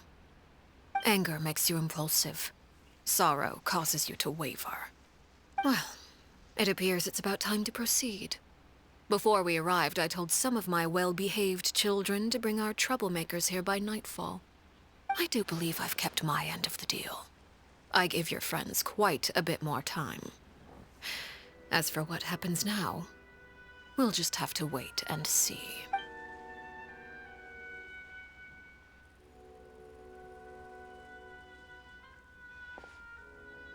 Here they are, Father.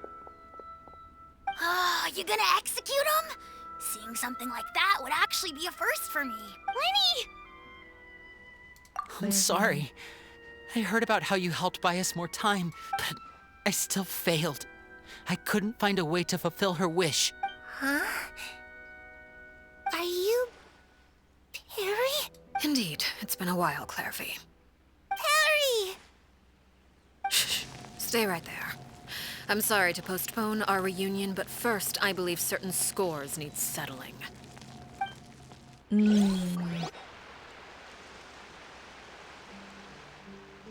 Father, let me explain. Out of my way. Ooh. Father! You chose to conceal a threat to the house. And for that, you must be punished. Overall, however, I suppose your wrongdoing is hardly the most egregious of the bunch, so I'll deal with your punishments later. As for right now, the more pressing concerns are the traitors among us. By traitors? Do you mean us? Father, let me explain. We didn't mean to... Fultz, why don't you share what you heard? Yes, Father. Secret Midnight Meeting number 3.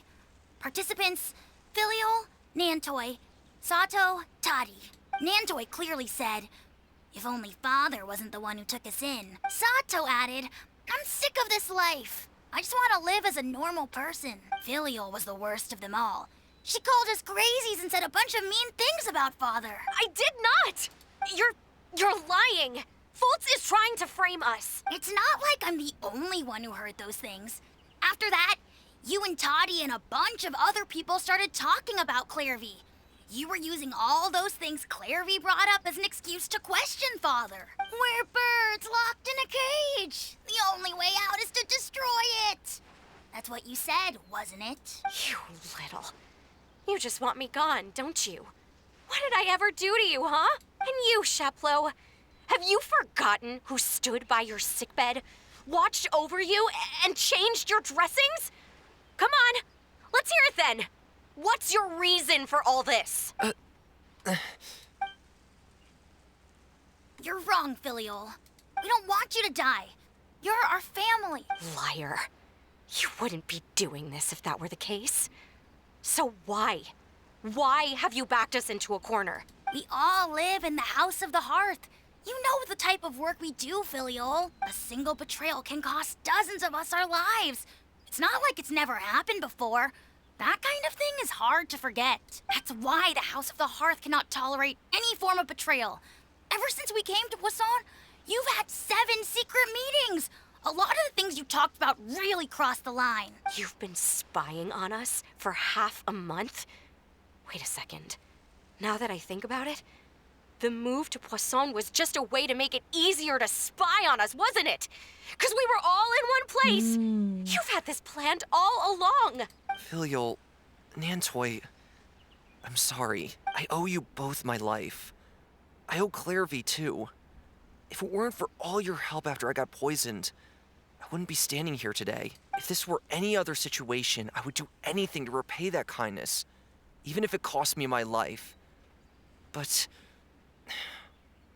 rules are rules. I'm sorry. My hands are tied. Why? Why? That's enough, Filial. We made a mistake, and we should own up to it. We broke the rules, plain and simple. And now we have to face the consequences. I'm sorry, Chaplot. Fultz. I'm sorry, Father. We accept our punishment. Chaplot, according to the rules of the House of the Hearth, how should these traitors be punished? All those who betray the house pay with their lives. And so it shall be.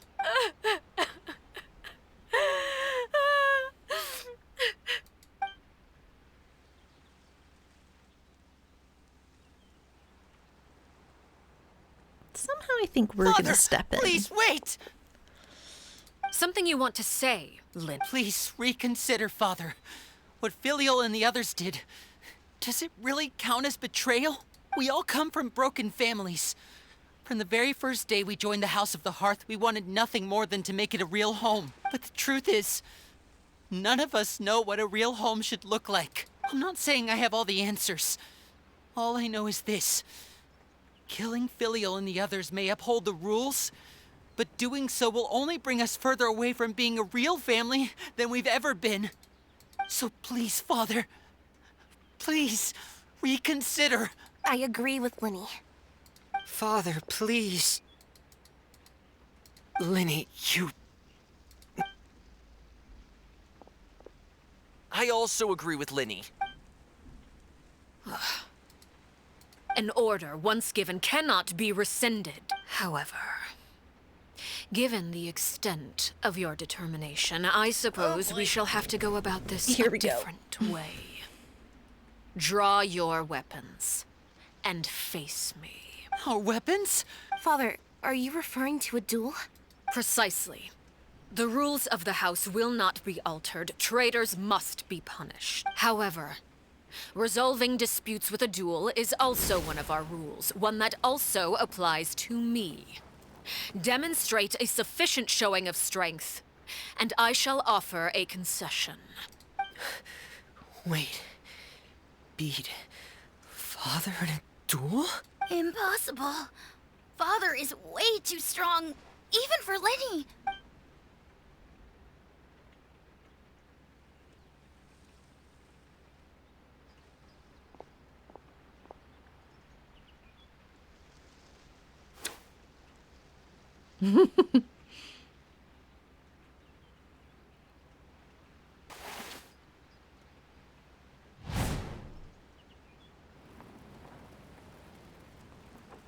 Did you hear that, Traveler? Yeah. Lenny and the others have to duel the knave. What should we do? Can they really win something like that? If they lose, those people from the house are really gonna be executed. Hey, are you listening?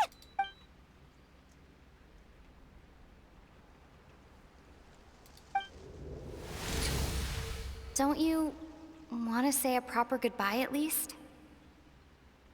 Anger makes you impulsive. Sorrow causes you to waver.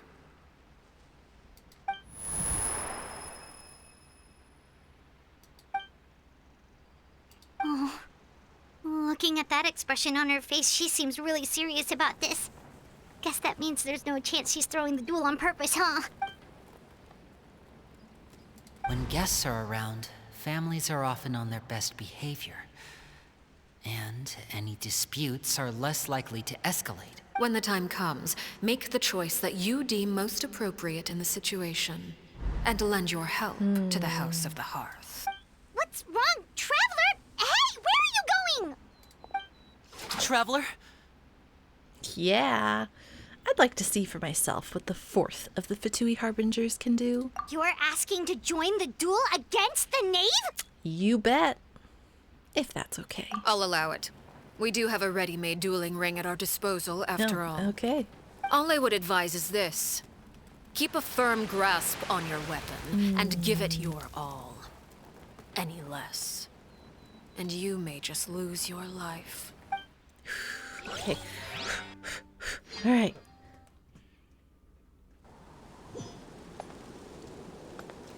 Hi.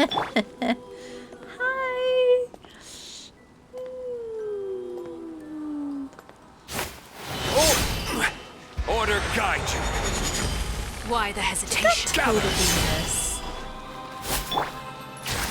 And bear your energy. Running is of little use.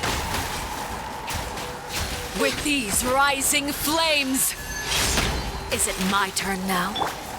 Shine down! Now you shall perish! Now that's right. Like it.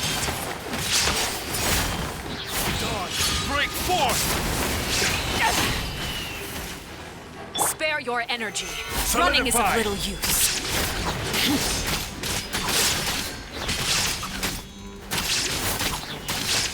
With these rising flames, is it my turn now? Gather! With the fall of darkness, destruction shall rise. There is no escape. Have a taste of purgatory. What? Now's our chance.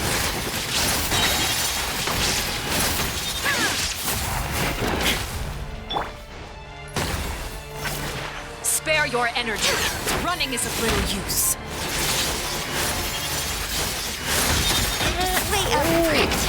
Who's next? Over here! How amusing. Go get her, Duke. What is the bond of light? Inazuma shines a target tangled in a web. This is order. With these rising flames, Dawn, break forth!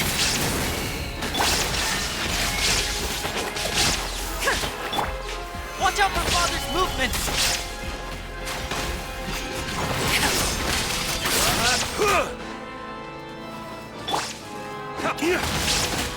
is it my turn now?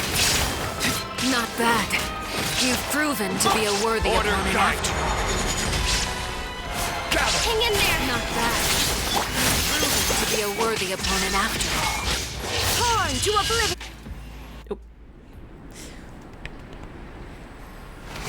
Oh boy.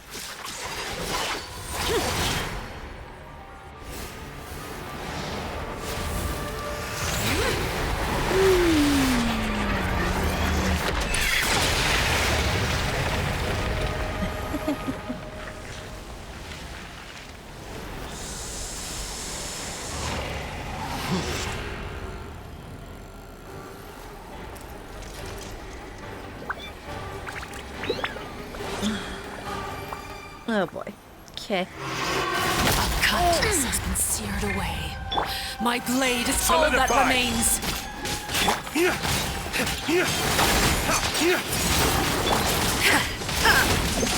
Illusion shattered.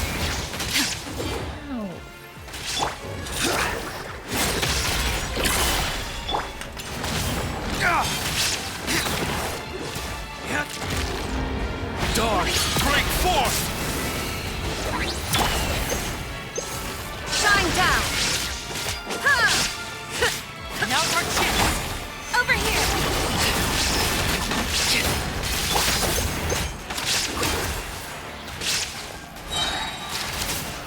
All hail! The sun and moon have set. Only ruin remains. Watch out for Father's movement! Who's next? Okay. There is no escape!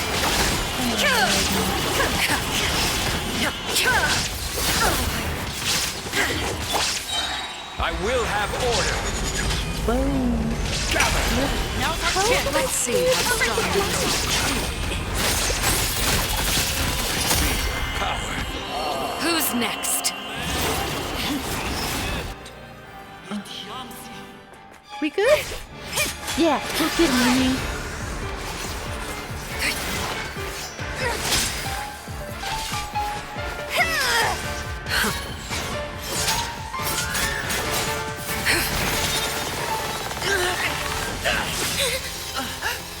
Remy! You should know better than to crowd in one place.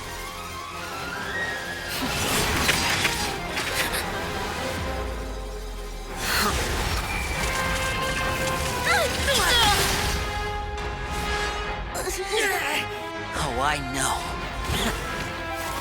No! I'm sorry, Father!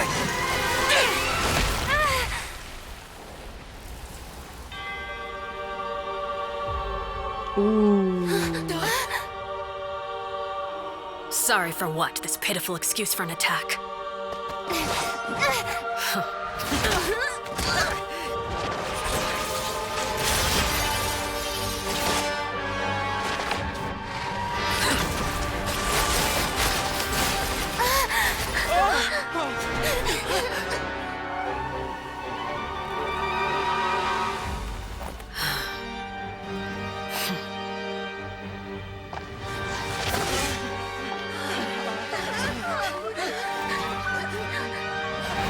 Father, no!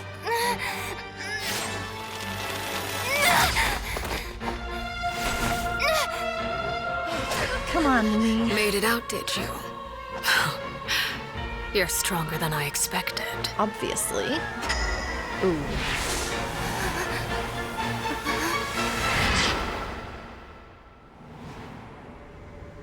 A crimson moon.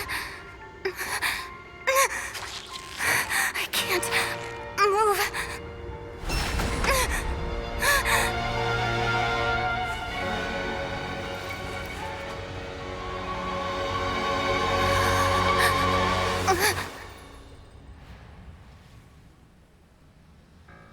Still, not strong enough to beat me.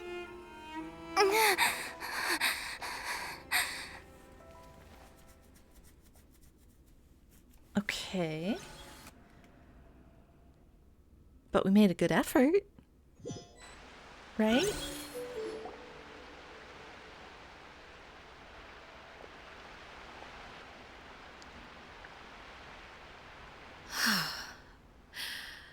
I believe we can end things here. It's not often that we get to enjoy the company of guests, after all. We wouldn't want things to get too out of hand.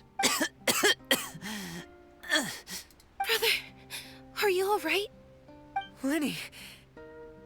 Given that I am the victor of this duel, as agreed, the punishment stands. No! I never thought things would end like this. However, everyone involved in the duel demonstrated a remarkable level of strength and determination. In light of this, I'm prepared to change the method of execution. Okay. Elwar, the bottled flames I gave you for safekeeping. Do you still have them? Yes? I wasn't sure what they were for, but I've kept them super safe. I didn't lose a single one. Wonderful. Then, in just a moment, I'll have you administer them. Bottled flames? Indeed. They're the product of a secret experiment.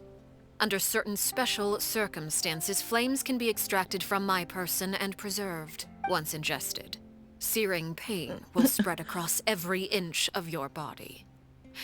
No harm will come to you physically, but your memories will be burned away. Interesting. If you can withstand the pain. When you awake, you'll have forgotten everything you know about the House of the Hearth, and will be expelled from the organization. In other words, administering this concoction will kill the version of you that grew up in the house, and give you a new identity. Yeah. Memory is a mysterious thing indeed. Losing a portion of your memories will alter your sense of self.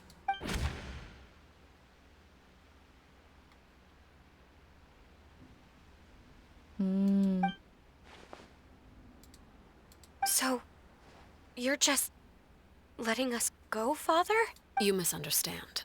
Memories are extremely important. Once consumed by flame, the version of you standing before me will die, and our secrets will die with you.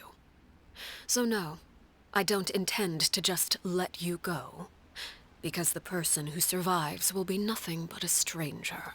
Even so, I won't have to live in fear anymore. I'm sorry, Father. I'm sorry I let you down. But I really... Don't cry, Filial. You haven't left the house yet, so there are still rules to be followed, yes? Remember what I taught you. Anger makes you impulsive, sorrow causes you to waver. Don't let yourself be controlled by your emotions. Of course. I'll remember. Dry your tears, and go pursue the life you really want. Yes, Father. Chaplot, Fultz, Elwar. Take them back to Poisson. And bring Linny and the others as well. I prepared 3 extra vials of bottled flames.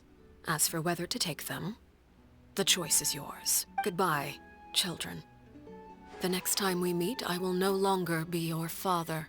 Thank you for all you've done for the house. I hope you have bright futures ahead of you.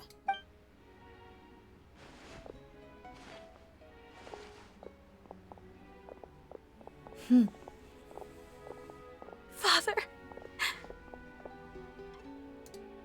Let's go.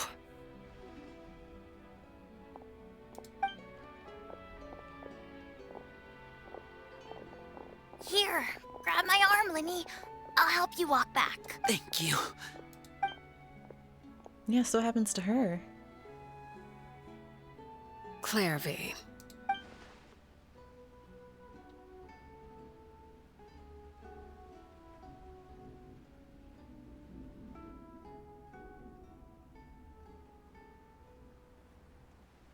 Can we talk now? You really are Perry, aren't you? I haven't seen you in so long. How come you're all grown up? Wait, did I somehow travel to the future on accident? Or am I dreaming? What a long dream. Neither. You died, Clairvy. That's what happened. Just tell it like it is. You could have at least sugarcoated it a little. She's that speechless. If this really is Clairvy's younger self, then I would say she's probably had enough lies. Oh. Okay then. Huh? That's it? You accepted it just like that? Yep. If that's what Perry says happened, then I believe her. Perry wouldn't lie to me. Plus, I don't really need to know why I'm like this. I'm more curious about what happens in the future. If you're a harbinger now, Perry, that means Mother is gone, isn't she? Can you tell me about it? I want to know what happened to her. And to me. You never stopped trying to defy fate. At first, no one believed you. You could only vent your frustrations to the moon. In fact, you often sought comfort in the night sky. You wanted to see the aurora, so one night we promised each other we would go to Snezhnaya to see it together. Later on, you tried to run away, but you were brought back each time. Mother spared your life, but it wasn't out of kindness. Instead, she decided to make an example of you by slowly torturing you over time. That way, the other children would know what happens to traitors. Still, you never gave up. Mother hoped that through ruthless duel after ruthless duel, she would be able to crown an ultimate victor among the children she raised. But you called on everyone to unite, to fight to a draw in order to reduce casualties. Your efforts may have only delayed the inevitable, but still. You gave them hope. You tried everything you could think of, but every attempt ended in failure. Still, you never turned your sword on Crucibina, and you never turned it on me. On that gloomy day, you told me, "For the last 16 years of my life, I've done everything I can to fight for freedom. But now, I realize that the only freedom I truly possess is the freedom to choose to die." I never imagined I would say something like that. I must have been feeling really worn down, but somehow, I still think I understand. According to Mother's plan, only one of us was going to make it until the end. And I always hoped that person would be you. If I could do it all over again, I still don't think I would make a different choice. Even when I first met you, I knew you'd be able to do what I couldn't. Is that so? Even now, I'm not sure I truly understand what kind of freedom you were trying to pursue. But as the head of the House of the Hearth, and as the children's father, I've tried to give them the most basic of freedoms. The freedom to choose their own fate. It's something I discussed with the Iudex of Fontaine. The children who want to leave the house will have their memories wiped clean of all secrets pertaining to the organization. In return, they will be allowed to live a normal life in Fontaine without being prosecuted for their past. Of course, I won't simply hand freedom to them on a silver platter. They have to fight for it and prove themselves worthy of it. Only freedom that is earned has true value. That's more than enough. That's exactly the kind of life I was fighting for. You know, Perry, I think you're a pretty amazing king, and a really great father, too. I'm really happy that you're the one who took over the house. I guess I do have one regret, though. I still haven't seen the outside world. Well, it just so happens that our dear guests over here have been to many nations and traveled to countless places. Perhaps they would be willing to tell you what the outside world is like. Really? Of course! We've traveled all over the place. We've got so many stories, we could probably talk your ears off for 3 days straight. Land of Animo, Nation of Freedom. I used to dream of being a bard, playing the lute while singing into the winds of freedom. Even if there was no one there to listen, I would have continued to sing no matter what. Land of Geo, Nation of Contracts. That's where Mora comes from. I never knew that before. If I had some Mora, I would buy 3 new dresses. One for me, one for Perry, and one for Mother. It's just too bad Perry doesn't like wearing dresses. And Mother, she probably wouldn't accept something like that either. I guess I'd just have to keep them all for me then. I could wear a different one every day.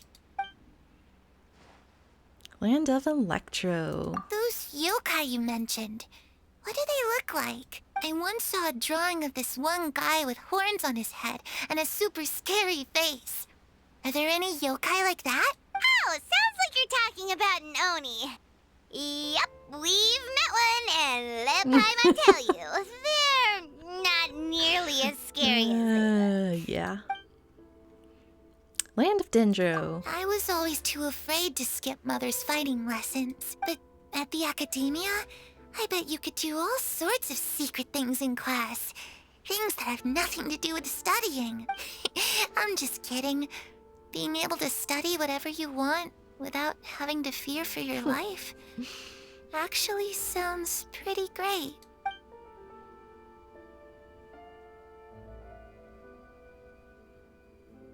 The situation was super dangerous. Lenny and Lynette were accused of committing a crime, and they were going to have to stand trial at the Opera Epicles. Oh no, that must have been hard for all of you. What happened next? Don't worry, we were able to turn the situation around super quickly. Thanks to Detective Paimon, of course. How'd you do that? Come on, tell me. Okay, so it was like this. After the failed magic show, we rushed to the scene and...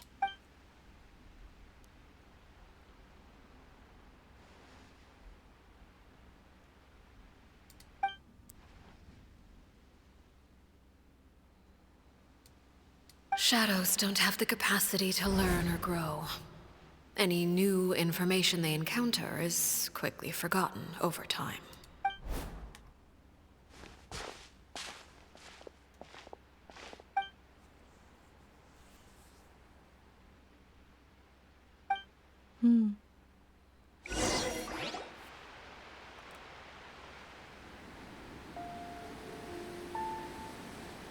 Clairvy, you've worked tirelessly from the shadows to overthrow the House of the Hearth. Now, by my authority as the Knave, I shall announce how this matter ends. You are hereby expelled from the House of the Hearth. You are no longer tied to this place, nor are you bound by its rules. You're saying that I can finally leave? I get to experience the outside world as well?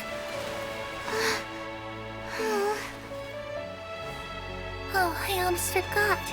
There's no getting older for me. Still, seeing who you grew up to be makes me really happy, Parallel. Take care of yourself. Goodbye.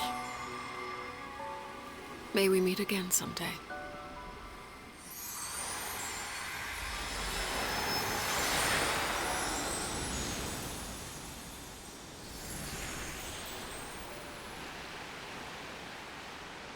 Clairvy. She left so soon. Paimon didn't even get to finish her story. I also have certain sentiments left unsaid. I wanted to tell her that the aurora I saw in Snezhnaya was just as beautiful as the ones in the pictures. But a shadow's memories reset at dawn. Had we delayed any longer, we wouldn't have had the time to say goodbye. Whatever regrets may linger, let them be lost to the coming of a new day. Father? It's Linny! Hey, Linny!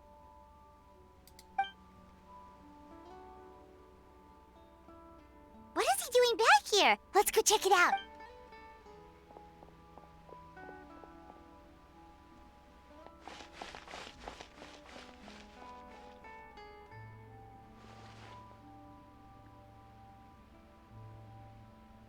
Father, the bottled flames have been administered. Filio and the others have left the house. And you? What have you decided? Thank you for giving us that choice, Father. But we never wanted to leave the house. It's the only home we've ever known. Lynette and Fremine feel the same way. They're recuperating back at the Hotel Bouffe d'été. But I decided to come back and tell you where we stood. I'm sure you're well aware of the expectations I have for you. I want you to follow in my footsteps and become the next king of the house. Yet you seem to have different ideas, I must admit. I'm rather surprised by your decision to stay. There's nothing wrong with choosing to live a quiet life. Leading this organization is a heavy responsibility, one not so easily carried by someone forced onto the throne. I just never understood what you saw in me. What made you believe I was deserving of that throne? You're brave, talented, and, most importantly, you cherish your family.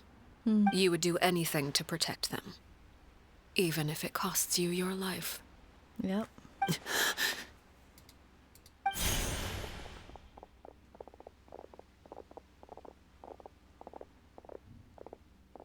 Speaking up back there was so brave of you, Linny. It's all thanks to you that we were able to convince Father to back down. You're a hero, Linny. Hero? Father is the real hero. Had Father gone all out during the duel, there's no way I would have walked away with my life. She must have had it all planned from the beginning, from the very moment she suggested a duel. I'm not deserving of that title. I'm not strong enough or smart enough.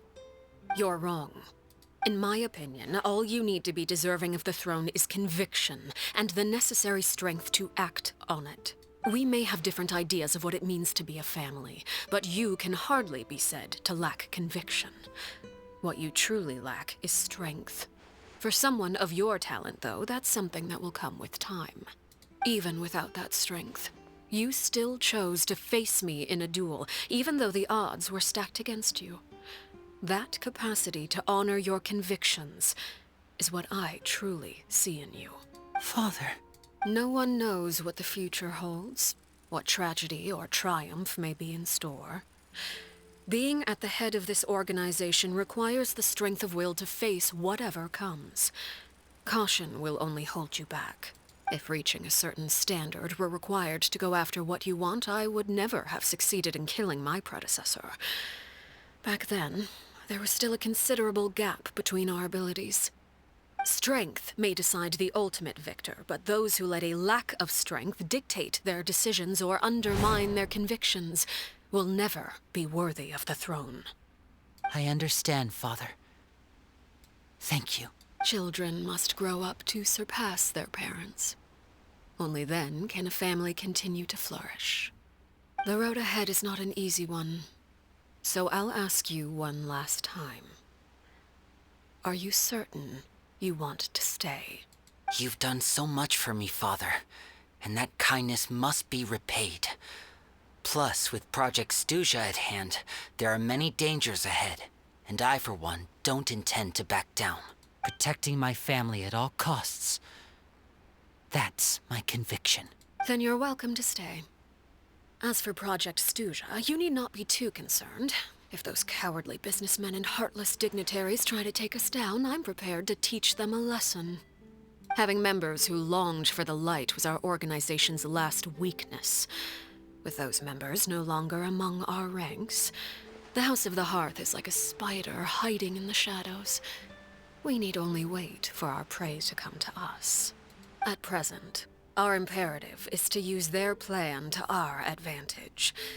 In doing so, a crimson moon shall rise amid the frigid blizzards of winter.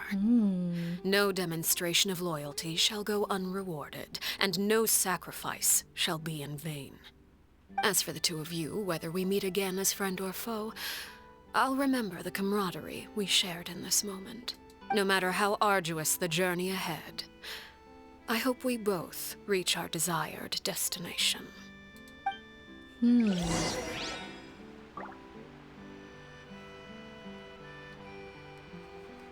Till 2 days.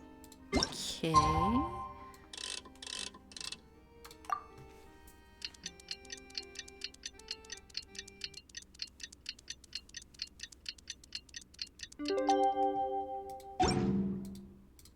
Every course of action. Didn't Linny say that Lynette and Fremine were recovering at the Hotel Bouffe d'été?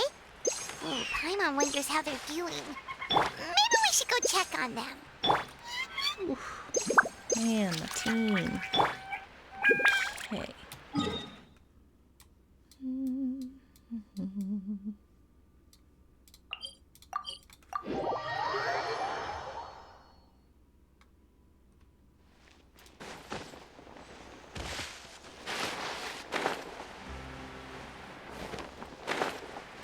Hello.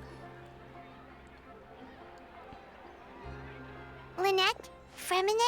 How are you feeling? Much better. Whew, what a relief. What about you? Are you feeling all right? I'm right as rain. I knew you'd come out unscathed.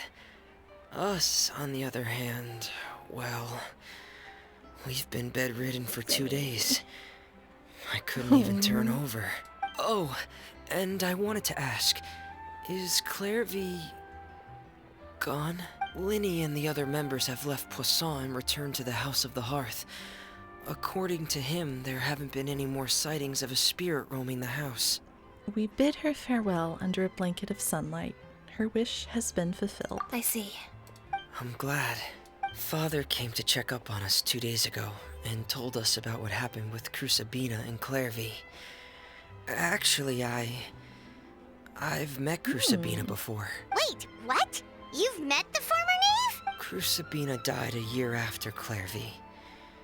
It was during the year between their deaths that I joined the House of the Hearth. Crucibina had an extremely cruel and radical way of doing things. While she was alive, the atmosphere in the house was suffocating. When I joined, though, the experiment she valued so much had already come to an end, and all the people involved, dead and injured alike, were gone. Crucibina never talked about the past with us newcomers. A couple of months after I joined, Father killed Crucibina and burned all her files. With that, the names of all the people subjected to her experiments, Clairvy included, were lost to the flames, along with the painful memories they represented. Father took in Lenny and me a couple months after that, but she never mentioned anything about Crucibina or Clairvy. It really seems like something she was planning to keep to herself. The last time you talked to her, did she mention why she kept it a secret for so long? She said she didn't want us to be affected by the darkness of the past. She was worried we'd develop a false sense of gratitude towards her if we knew about it. The foundation of a family should be free of any corrupting influence. Whatever happened in the past, it has nothing to do with who we are now. And that's what Father told us in the end. But I still thanked her for everything. It was only after hearing about what Crucibina did that I finally realized how insignificant our lives could have been. The members of the house meant nothing to her. To say that she valued them in any way, even just as a tool, would probably be giving her too much credit. If Father hadn't taken over the House of the Hearth, I probably would have already... Don't think about that. She saved you in the end. Father rarely brings up the fact that she saved us. She doesn't believe that being indebted to her should be what ties us together. But even if we didn't owe her anything, we would still choose to stay. Because this is our home. We may have arguments or times when we feel wronged. Some people may even choose to leave. But as long as Father is here, we will always have a home. Whether the path before us is bathed in sunlight or shrouded in shadow, we'll follow Father wherever she chooses to go. So I wanted to say thank you for helping us make it through this crisis. Without your help, we could have lost a lot more along the way. Oh, we didn't do anything, really. Just invite us back as guests, and we'll call it even. Of course. You're welcome anytime. Are Filio and Nantoy okay? I actually saw them at a cafe this morning. They didn't recognize me. From what I could tell, they were drinking coffee and talking about one of the operas that started running recently. They seemed happy. If I had to take a guess, I would say they finally found the kind of life they always wished for. Oh, man. Oh. That was kind of dark, to be honest. And I can see why they released the animated short beforehand. That kind of helped with all the background information that we got in this story quest. So, oh man, that was good. I really enjoyed that.